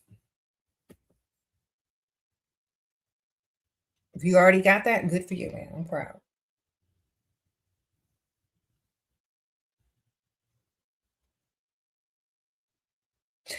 What to talk about with a guy you have zero interest in, but don't want to sound mean and uninterested? He wants to spend a lot of time together. He talks like an old dude. Girl, I didn't hear nothing about no money. Provider husband broke. Should you start giving chances to, of course, ma'am. Sprinkle, sprinkle. He should have held that together and had several streams of income, darling. Sure, you're a goddess for teaching so many women this message. Thank you, ma'am. Sprinkle, sprinkle. All right. If that man allowed himself to be broke, knowing that he has to take care of you and his family, he did that on purpose. All right. There are always signs that he need to get his money up, invest in things, start saving, or find another stream of income, or at least a second job. He let that happen, baby. He pays all your bills. You're using his cards to build a business and get some extra spending money. Can I listen to your advice? Sure, as long as you're benefiting from your relationship, that's all that matters. Sprinkle, sprinkle. Thank you, Snow Queen. Appreciate that, girl. Sprinkle, sprinkle. Thank you, cutie, kitty. Thank you, ma'am. Sprinkle, sprinkle. So yeah, girl, it takes a long time to financially decline. You know what I mean? They know when it's happening. They know they're supposed to do better, but they don't. So they let it happen. They thought you were going to pick up the slack, and that's not going to be the case. Okay. So they did it on purpose. Don't even deal with them. Replaced. Sprinkle, sprinkle.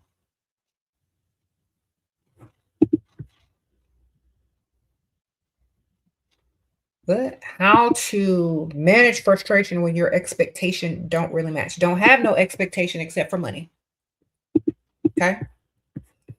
Y'all be doing too much. Y'all be trying to have everything in common. As long as he's paying your bills and giving you what you want and making your lifestyle better, that's fine. If he wants you to do tit for tat, he's not the one. You understand? He ain't the one. He doesn't like you enough. Next. Oh, understanding this and avoiding these type of men will save you a lot of trouble, ladies. That man has to like you more for your life to be good and beneficial. If you're always exchanging, doing this for that, if he's breadcrumbing you, if he don't like you enough to give you whatever you want because he likes you, is it really going to be worth it? You're going to be mad every day. You're going to be like, ugh.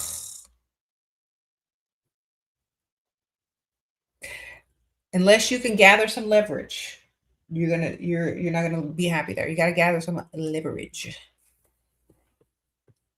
Y'all be trying to sit there and really have a relationship and compromise with men that don't even like you and still not getting their money. You know, still not getting their money. You better get your money. Men will try to trick you, lie to you, and do everything but give you money just to make you think you in some type of loving relationship. And you sitting over there still clocked in, paying half the bills and thinking you in love and he out and doing whatever he want to do. Get his money, girl. Y'all don't need to compromise. The only expectation you need is for him to provide. Because he's gonna do what he wants anyway, whether he's providing or not. Keep that in mind. He's gonna do what he's gonna do anyway, whether he's providing or not. And you might as well get his money.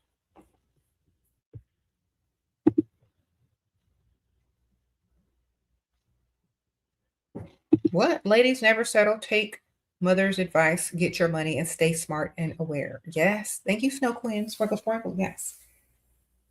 Get your money, ladies. You're going to look stupid in the end if you don't. Let me tell you why. All this energy and effort and tit for tat you're putting into these men, they don't appreciate it anyway. And at the end of the day, if you don't have anything to show for it, if you're not about your money, if you're not living the lifestyle you want to live, you're just a servant. Just a servant that's trying to have a relationship that they don't even care about. Okay. Some of y'all's mothers and grandmothers and aunties and whoever, they have lived a life of service and didn't even join the military. They have lived a life of disrespect and they didn't even get paid for it. They have paid 50-50 in relationships where the man is spending on a whole nother woman outside the marriage. Don't be that. Do better. Get their money. Okay? Do it for the women of your past. Make them proud. Make all them women in the past proud. Pick Bisha, Barbara the Builder, Bonetta, situationships. Make them all proud and get the money and show them how it's done. Okay? Sprinkle, sprinkle.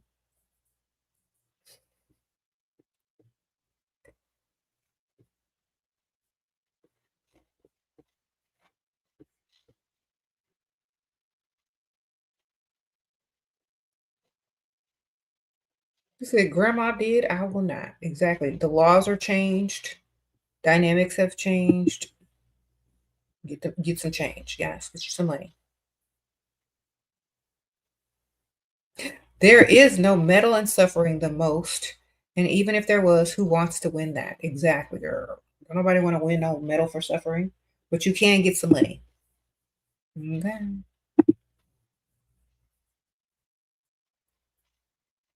Mm-hmm.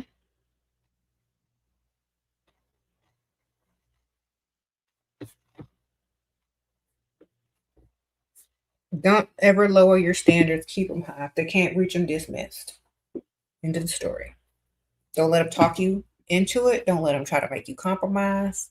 Tell them to go do better and come back when they got it. Come back when you're able to provide. Come back when you like me 10 times more. I don't deal with men that think they're the prize. Goodbye. All right.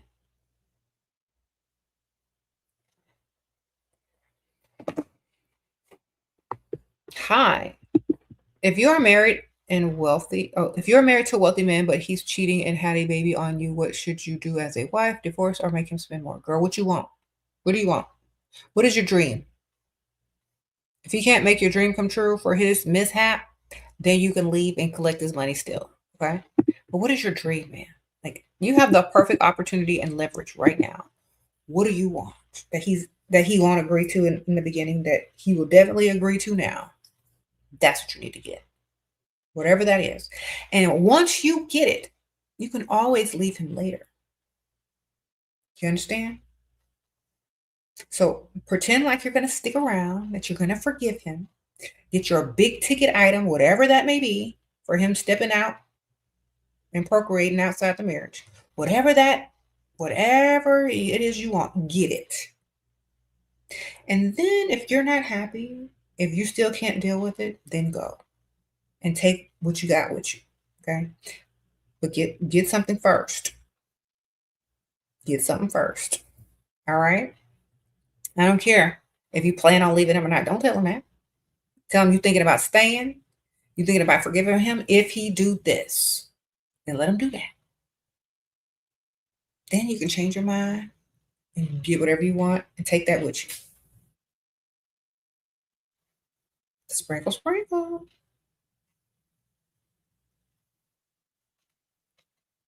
You're living here with something. That's right. Leave with something and something big. Okay.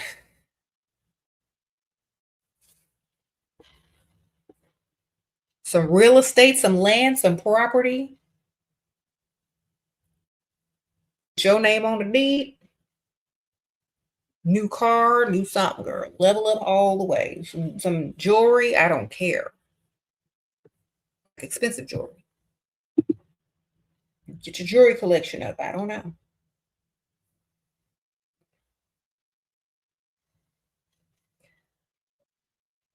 But always collect. That's right. So here's your reaction when you find out. Like if you find out your rich, wealthy man is cheating, or even your, regular old provider man, you still need to get something out of it. You don't get over emotional and upset and mad and I'm leaving. No, get something out of it. Get some money.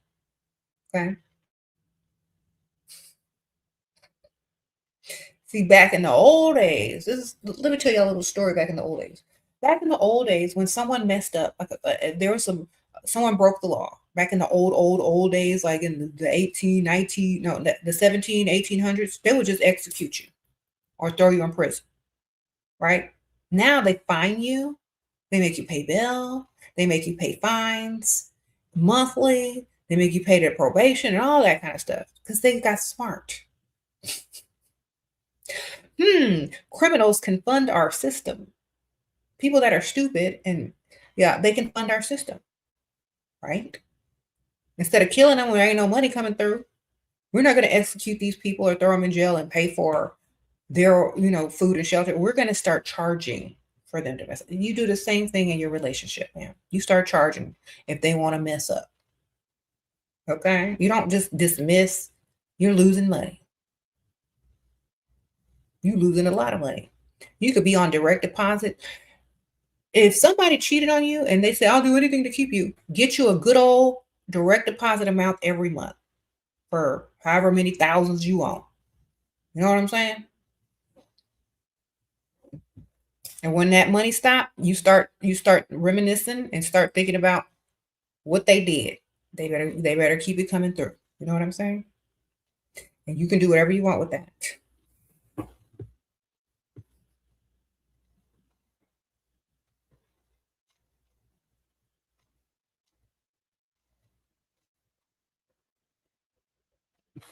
Melania Trump has a book, girl.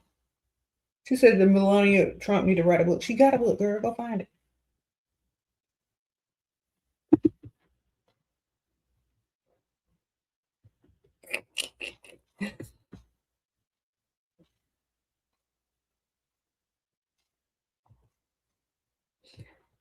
Anyway, what do you do after a breakup? Level up your looks. After every breakup, you should literally level yourself up out of your ex's league. So that way you're not tempted to go back and he can't get you back unless he level himself up. You know what I'm saying? And you don't go backwards anyway. You're going to attract better, richer. Okay. After a breakup, you need to level yourself up. You're supposed to keep going up, not down, not backwards. Okay. Level up. Okay. So after every breakup, you should have a glow up and a level up.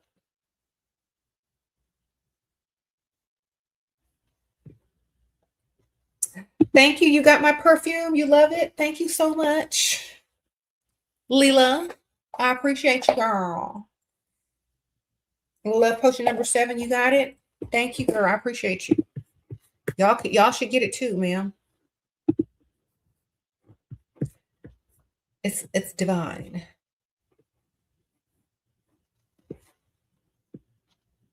All right. Don't be without it, girls. Valentine's Day is around the corner. You can put this on your wish list. You can gift it to yourself. Definitely pick it up for Valentine's for sure. Love potion number 7. All right. There's a link. You got books and perfumes? Thank you, man. I appreciate y'all support. Thank you. Okay. You use my code to get some things from Whole Cosmetics too, girl. Yes. They sent me some new stuff. Whole Cosmetics in the house. How are y'all? Okay. They're also linked in my description. Okay. My code is Shira for Whole Cosmetics. They sell pheromones. And I definitely pair them with any perfume that I wear. Every day I wear Liquid Finesse. And it definitely works. If you are looking for men to approach, you definitely need to be wearing pheromones. Okay. This is very helpful. All right. I'm going to link it right here. It is very helpful, you guys. Maybe that's how I'm always having good luck. Because I be wearing these pheromones. Every day I step out of my home, I'm wearing Whole Cosmetics pheromones. Let me show y'all. So they sent me the bulk collection. I have not taken the plastic off, but oh my gosh, it's heavy. Okay, they sent me this. A little sticker on there. Let me see something. So they sent me so much stuff, y'all. This is one of the secrets, ladies. Get you some pheromones, jolly. Okay. Let me open this up for y'all. I'm gonna link it. It's linked in the description bar. I'm gonna link it again here. Y'all click on it. Use my code Shira. Yeah, you can save some money. Okay. Open this up. I keep a bottle in my purse, and I spray before I leave the house. Liquid Finesse is really good. It makes people more talkative to you, more friendly to you. It like helps you get your way in a lot of situations. It's also a mood booster, so they feel better when they're around you. Also makes you feel better. You around yourself. Okay, so let's see what's in here. Oh, okay, necessity. Ooh, oh my goodness. I feel like this is like some secret formula stuff. Okay, so look how they have this. Oh my gosh. Whew. And then they tell you, they have the instructions and labels in here in a little box. I love this boxing. And they have like the little scan for instruction QR code here. So if you don't know, you can figure it out. So they have Press Him, Habitu Provocateur, Liquid Finesse, Essence of Ecstasy. And then they have many purse versions for your purse and the full size. So I use Press Him and Liquid Finesse together because that helps you get your way. And Press Him makes him feel like he's falling in love with you. Okay. The Habitu Provocateur and the Essence of Ecstasy, that's when you want to roll around on that mattress. You want him to think about rolling around on the mattress with you. Those are more, for that type of. So I don't be wearing that too much. I be wearing it, you falling in love with me. You're going to give me what I want. These two in the middle. Okay. And the little purse sizes, you just pop it in your purse, your pockets, whatever. You can get them out. Ooh. So this is the full size and this is the purse size. Perfect. They're really like freshly scented. They don't really have a clockable scent. That's why you can mix them with any perfume, including Love Potion number 7. Mix them with any perfume, like spray this on first, and then you can spray your perfume and it won't interfere with anything. And like, perfect. Okay. You're smart and gorgeous. Thank you. Strangeness. Thank you, girl. But let me tell y'all something. Look, these actually work. Every time I've used them, I've gotten everything paid for. Every time, girl. I do not step out without any Liquid Finesse or Press Him in my purse. You understand? One time, okay, so I don't know if it's in here, but they do have one called Secret Weapon that's supposed to make them go crazy. One time I put the wrong thing in my bag, in my purse, and I sprayed that Secret Weapon. And man, this man was just straight up. He was straight up. He's like, I'm going to be straight up with you. You know where that went. Left. I said, I'm going to be straight up with you. So don't wear that Secret Weapon around, guys, unless you really want to, unless they already invested thousands and thousands of dollars and they try to roll around. Don't do it. Because it will make them tell you stuff that you don't want to hear. I'm going to be perfectly honest with you. I really want to roll around the mattress with you right now. And I'm going to be perfectly straightforward and honest with you. I want to go shopping right now. Okay, so don't wear that Secret Weapon if you ain't ready to roll around. Instead, you Press Him and Liquid Finesse. That's going to get them to pay for bills, tabs, shopping, let you get your way, okay? Other stuff is when you're ready to roll.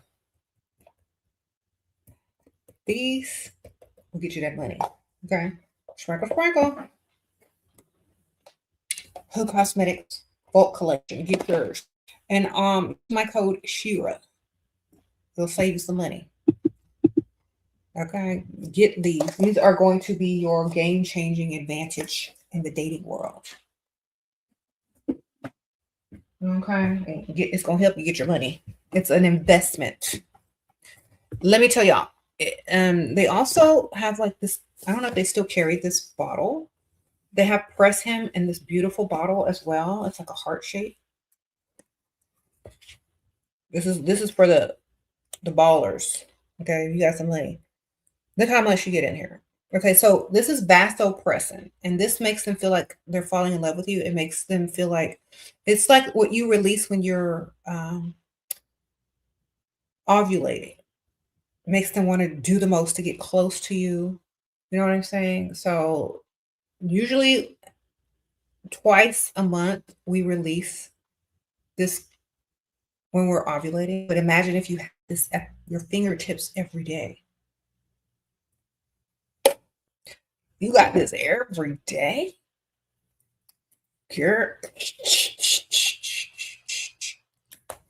Every day you have the effect of the attraction. Like if you swing on the pole, get you some of this, girl. If you're a midnight ballerina and you need some extra tips, get Press Him and Liquid Finesse. If you just out dilly-dallying and walking around, if you're just in the bar, you want your tab paid for, y'all need to get this. Press Him and Liquid Finesse, or you can get the whole set, the bulk collection, or you can just buy a little sampler, or you can just buy each one individually. It doesn't matter. Use my coupon code. You can get savings on all of it. Okay. If you know, you know. Sprinkle, sprinkle. It's an investment in yourself. It's an investment in yourself. Okay. Whenever you want the credit card, spray this on. Whenever you want to order your entire cart off TikTok, Amazon, or whatever you've been doing, saving up all that stuff in your cart, spray. Okay. Whenever you want to go shopping, and whenever it's your birthday, whenever you just want to go do something, spray. Whenever you want your tab paid for, spray. You understand? Spray. Keep that stuff on you. I've been wearing this so long. I could tell y'all. I'm just gonna hold it up while I talk about it. This works best. Let me tell y'all. This works best on masculine men. Okay. I don't know why, but I've noticed that masculine men, rich men, masculine men, actually respond better to these pheromones. But does he still respond to them? So stay away from them. But masculine men, rich men respond better to these. I don't know why. But they do. Every time I've worn these, I have been paid for, approached by wealthy, more masculine type of men, because these are feminine pheromones that attract that masculinity. It's like the chemical reaction of masculinity. You know what I'm saying?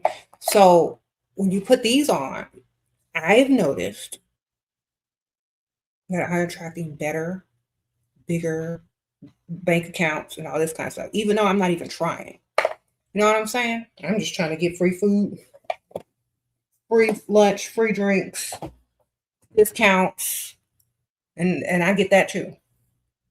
Every time I go into this one place, it's, oh, don't worry about it. It's free. Thank you. The Liquid Finesse works on everybody, not just men. Okay. So the Liquid Finesse works on everybody. Makes people like you more. It makes people want to yield to you and your opinion. It makes people want to, not compromise, but do whatever you want. That's why it's called Liquid Finesse. Okay. So put that in your carts. Use my code Shira. And do the experiments for yourself and come back and tell me. Because I've been wearing that stuff for a long time. And I can tell you, it never fails me. Ever. Mm-hmm. Okay.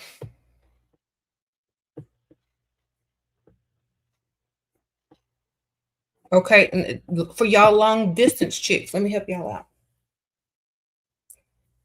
So thankful for you, Shira. I love. Oh, thank you, Miss Goddess. Sprinkle, sprinkle. Let me tell y'all for y'all long distance chicks, because some of y'all still ain't gonna listen, but I'm gonna help y'all out a little bit. If y'all get the whole Cosmetics pheromones, you're a long distance early, Take press him and finesse and spray it on a letter or something that you send him through the mail. Okay. When he opens it up and reads whatever it is, or does whatever it is, or touches whatever, and he sniffs on and he smells this. They have the oil roll-on version too that lasts longer. It's gonna think of you. All right.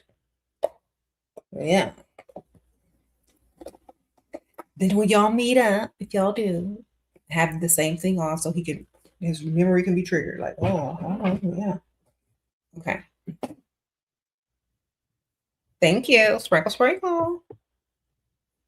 I'm using that stuff everywhere, getting discounts everywhere, getting free stuff everywhere. Okay. More so than before. Okay. And mind you, I'm 46, almost 47 years old. Mind you. Y'all youngsters there put that on. Nobody will be able to stop y'all.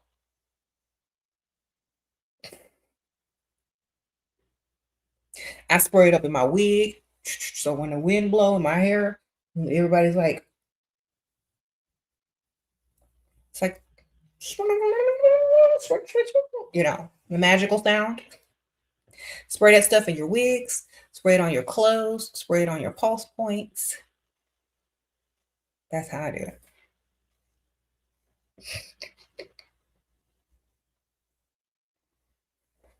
He ghosted you. The old man banker didn't understand the message re-entry. Now I'm ignoring him and unsure how to show my standards have changed. I want to profit if he weekend here things. Okay. He don't understand the message in the re-entry fee. Okay, so what you tell him? Say, my time is very valuable, and I feel that you don't take me seriously. So if you want to speak with me, I need to know that you value my time. Then send the re-entry fee again. Okay? That means you're not playing. If he want to talk to you, he'll send a re-entry fee. If he don't, he'll leave you alone. Okay.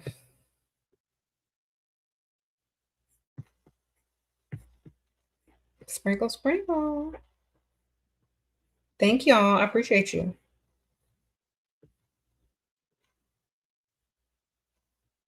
Do you think men even believe or fear marriage, or is it just a step in social level up? Okay. Men marry for certain reasons. Don't marry for love. Okay. Y'all, let me tell y'all, men do not marry for love. That's why y'all shouldn't either. Okay. Most men, 99.9% of men do not marry for love. That's why you shouldn't either. They marry for pressure because of pressure. They marry for legacy to procreate if they have money. They marry for business reasons. They marry for so many things, and it's not love. They marry for free maid service, free chef service, free laundromats. They seldom marry for love. They marry for status. They seldom marry for love. Okay. That's why most of them married men are probably in bars hitting on women most nights of the week, because they don't marry for love. They marry for other things. So you shouldn't marry for love either. And I'm going to tell you, marry for yourself, marry for beneficial reasons, marry for lifestyle, marry for getting your money up, girl. Don't marry for love, because they don't. And if you think they do, that's your first mistake. Okay.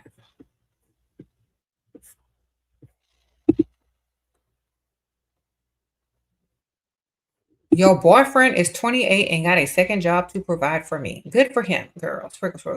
At least he know he needs money. That's nice.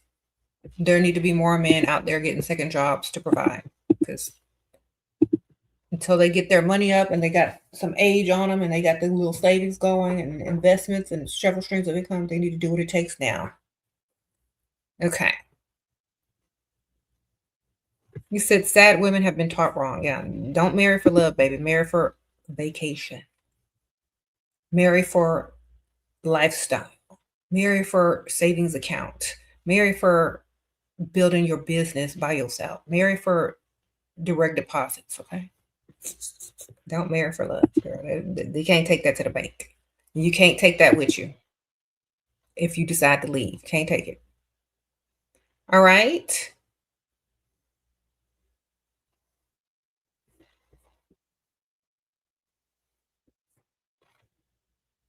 And yes, if men understand their role and more women hold them accountable for being providers and not settling, not and the women not settling for less, they'll step up to the role. So many Mishas out there, the men don't have to step up to the roles. But if enough women start saying, no, I value myself, you're going to have to heavily invest and be a provider type of man if I'm going to deal with you. If the type of woman they want, continuously, collectively, hold on to their standards, everything else will follow. Everything else will change. Mm-hmm. Misha and them are just desperate for validation and will do anything to be chosen by some dust, okay? It's not a good look. Even though they are a very important part of the economic system and keeping homeless people off the street, it's still only a temporary title. If you want to level up out of your pygmishness, you can. Very possible. Okay.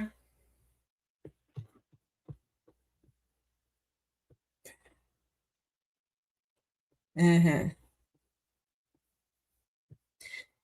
If you said 95% of women are pygmishness, they don't have to be. They've just been, they just, okay, women want what they want, right? Even in relationship, women want what they want. They like who they like, blah, blah, blah. But do they ever think if it's beneficial for them and their future generations? If you use men, if you think about men like money or diet, you're always going to succeed. Sprinkle, sprinkle. So for example, just because you like something don't mean it's good for you or beneficial for you. Just because you like high calorie, like cholesterol filled food, it might taste good. You might like it, but it don't mean it's good for you or your future generations. So you got to start treating these dusties like diets. You got to start treating them like career choices. Okay? Because you treat everything else the correct way. But when it comes to these guys, everything's out the window for some strange reason. Why do you think that they reversed your thinking on that aspect? Because of patriarchy, right? So if you were to approach every situation as business or diet, you're going to make smart, educated, research decisions on what's best for you and your future and your generations, right? But when it comes to men, you're going to choose dumb, you're going to choose stupid. Why? Why have you been trained to do the opposite when it comes to that? Everything else they tell you, oh, you need to do this, you need to do that. But then when it comes to men, they tell you to do the opposite. Why? Does it make sense? Because maybe collectively, long time ago, the patriarchal or the patriarchy got together and decided that they wanted maids, cooks,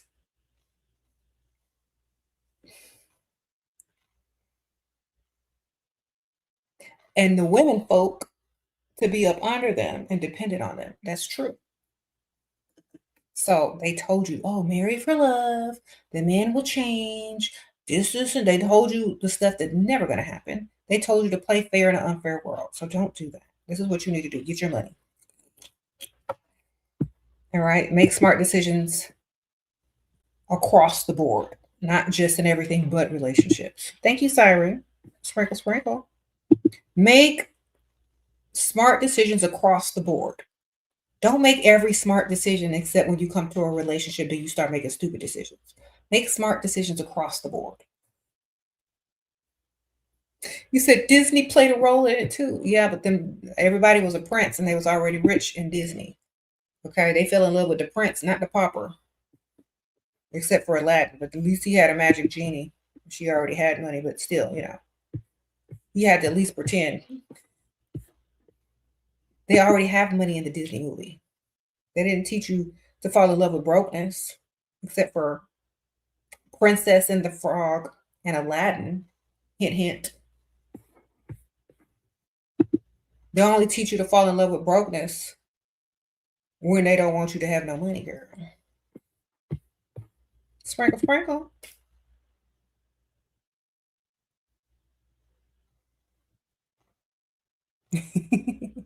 I am not falling in love with brokenness, you know?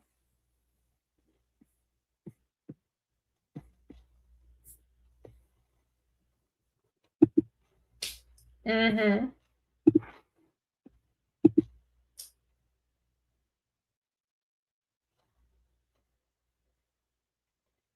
What?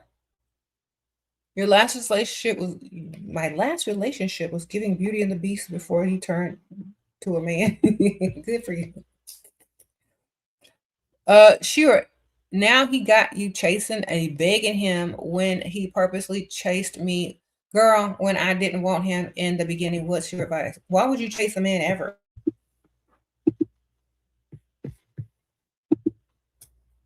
That's because you learned to like him more than he liked you. You didn't keep the dynamic from the beginning. So here's what you did wrong, and this is what you can do about it. In the beginning, he chased you, he got you. Then you fell in love. Now you chasing him. Not supposed to fall in love. You're supposed to fall into some money. Okay. If you had no money, you don't fall for nothing. If he's not financially attached to them bills, you don't emotionally attach to him. That's what you did wrong. You didn't get enough money out of him. You didn't go in there with financial goals. That's what you did wrong. Now, you leave him alone. When he realizes you're not chasing him anymore, you set up that re-entry fee and that unblock fee. So you set up the re-entry fee first. When he comes back and starts to bother you, you set the re-entry fee. Send him the link to your PayPal, your Venmo, or your whatever, Cash App. When he don't pay it, send him the unblock fee, then block him. If he wants to get unblocked, he gonna pay the unblock fee. That's how you get him to start over.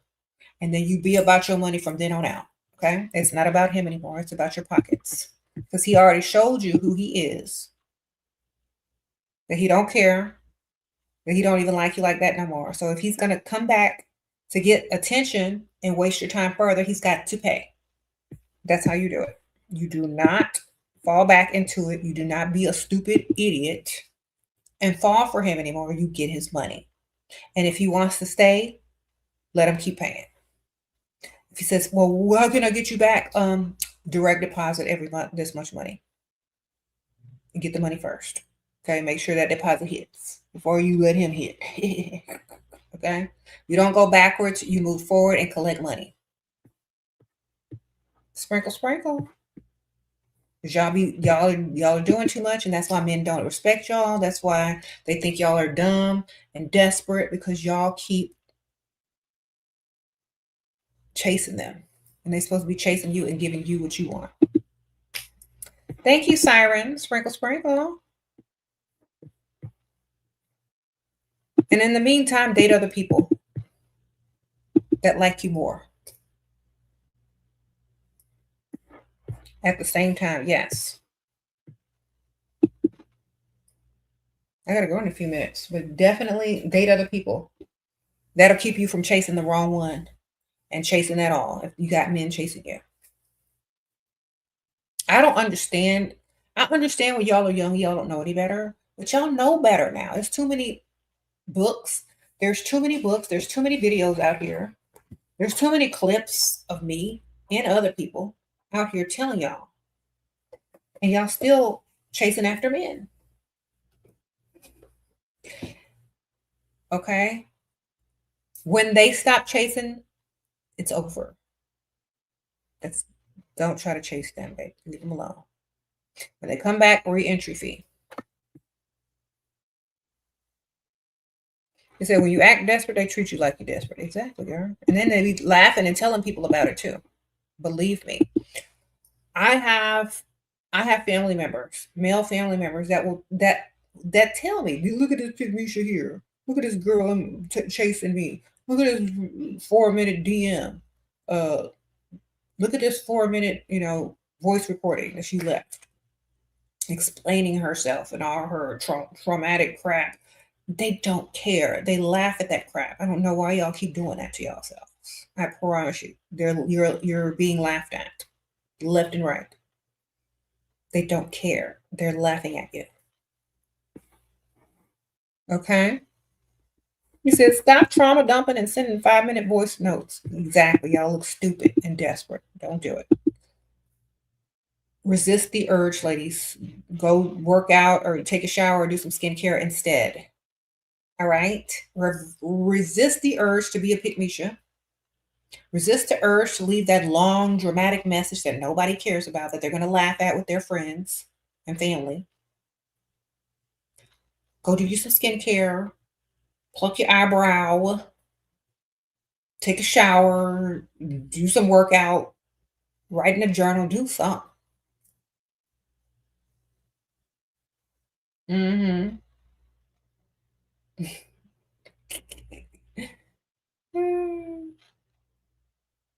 Undo pick-me-sha programming. Yes. Read my book. When you start to become a pick-me-sha, this is the book you need. If you ever thinking about chasing a man, y'all need to buy The Wisdom of Sheraseven. These are daily affirmations to keep you from chasing some dust or any man. Okay, this will remind you who you are. When you talk too much, men get annoyed. It's boring, and all they're doing is waiting for you to shut up. Shut up.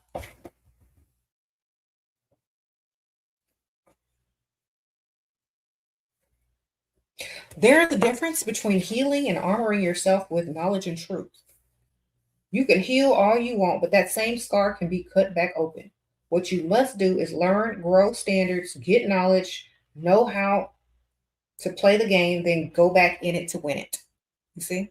You see some of y'all just falling off, falling in love, looking stupid, being a pick-me-sha. Oh, I'm healing now. Girl, you need information and you need to level up. Okay? Look in the mirror and fix yourself first.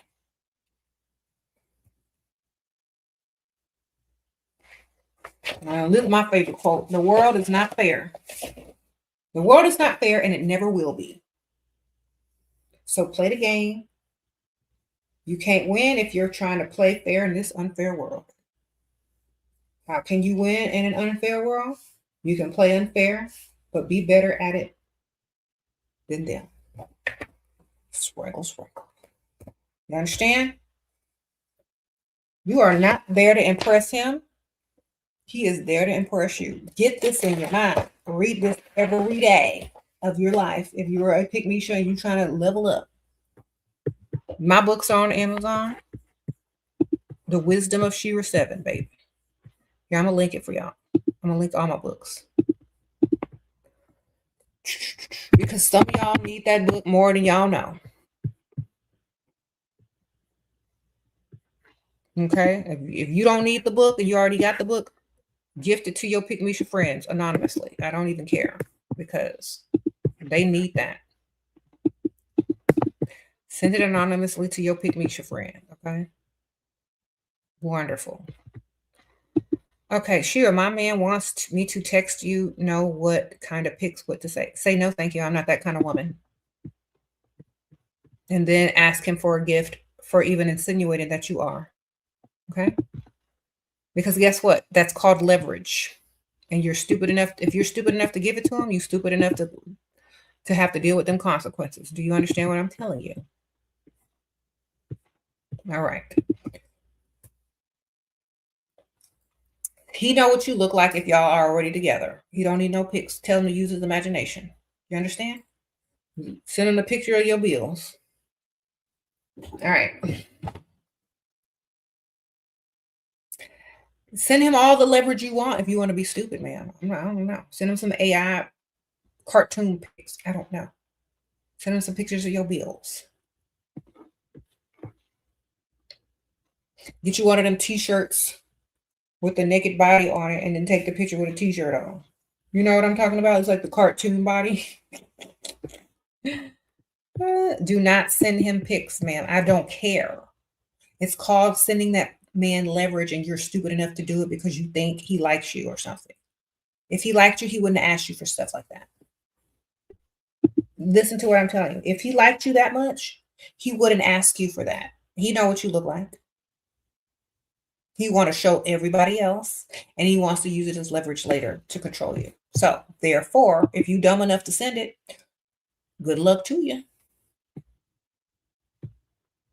Okay. He said, don't. He can make money off your photos. Never trust. They won't do anything horrible. Exactly, girl. Don't send that man that.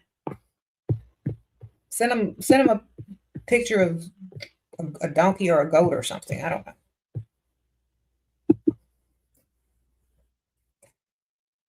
All right. Sprinkle, sprinkle. Just because men ask for something don't mean they should get it, including pics and S. That's right. Be smart, ladies. Let me tell y'all, if y'all need validation that dang bad, y'all need to go do some more work on yourselves. Okay. Sprinkle, sprinkle.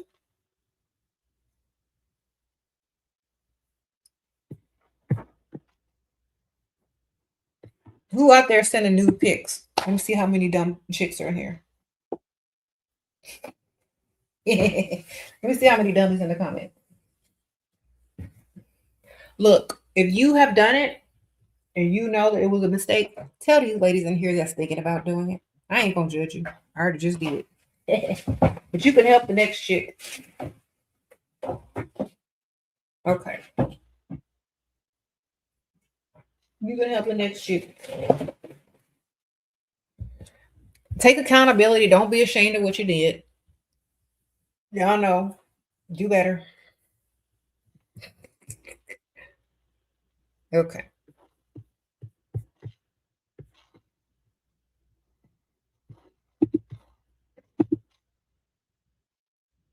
Mm-hmm. Don't do it. Yeah, don't do it, lady. Listen to the people that did it and shouldn't have did it. Listen to them. Okay. And y'all be asking me for, do you believe, like, the funny thing is, y'all be like, do you believe in God? Are you a Christian? Are you a good person? And then y'all be sending news to any Dusty that ask.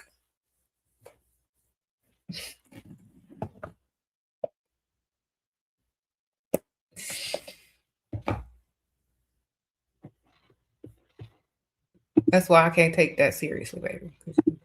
Y'all be the first one sending nudes. All right.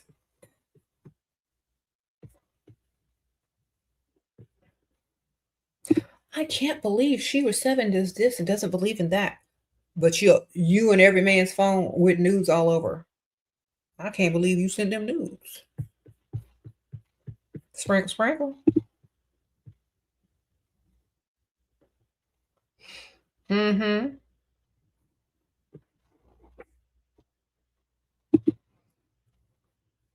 You said it's also low vibrational men asking for that. Yeah, don't let them get it, baby.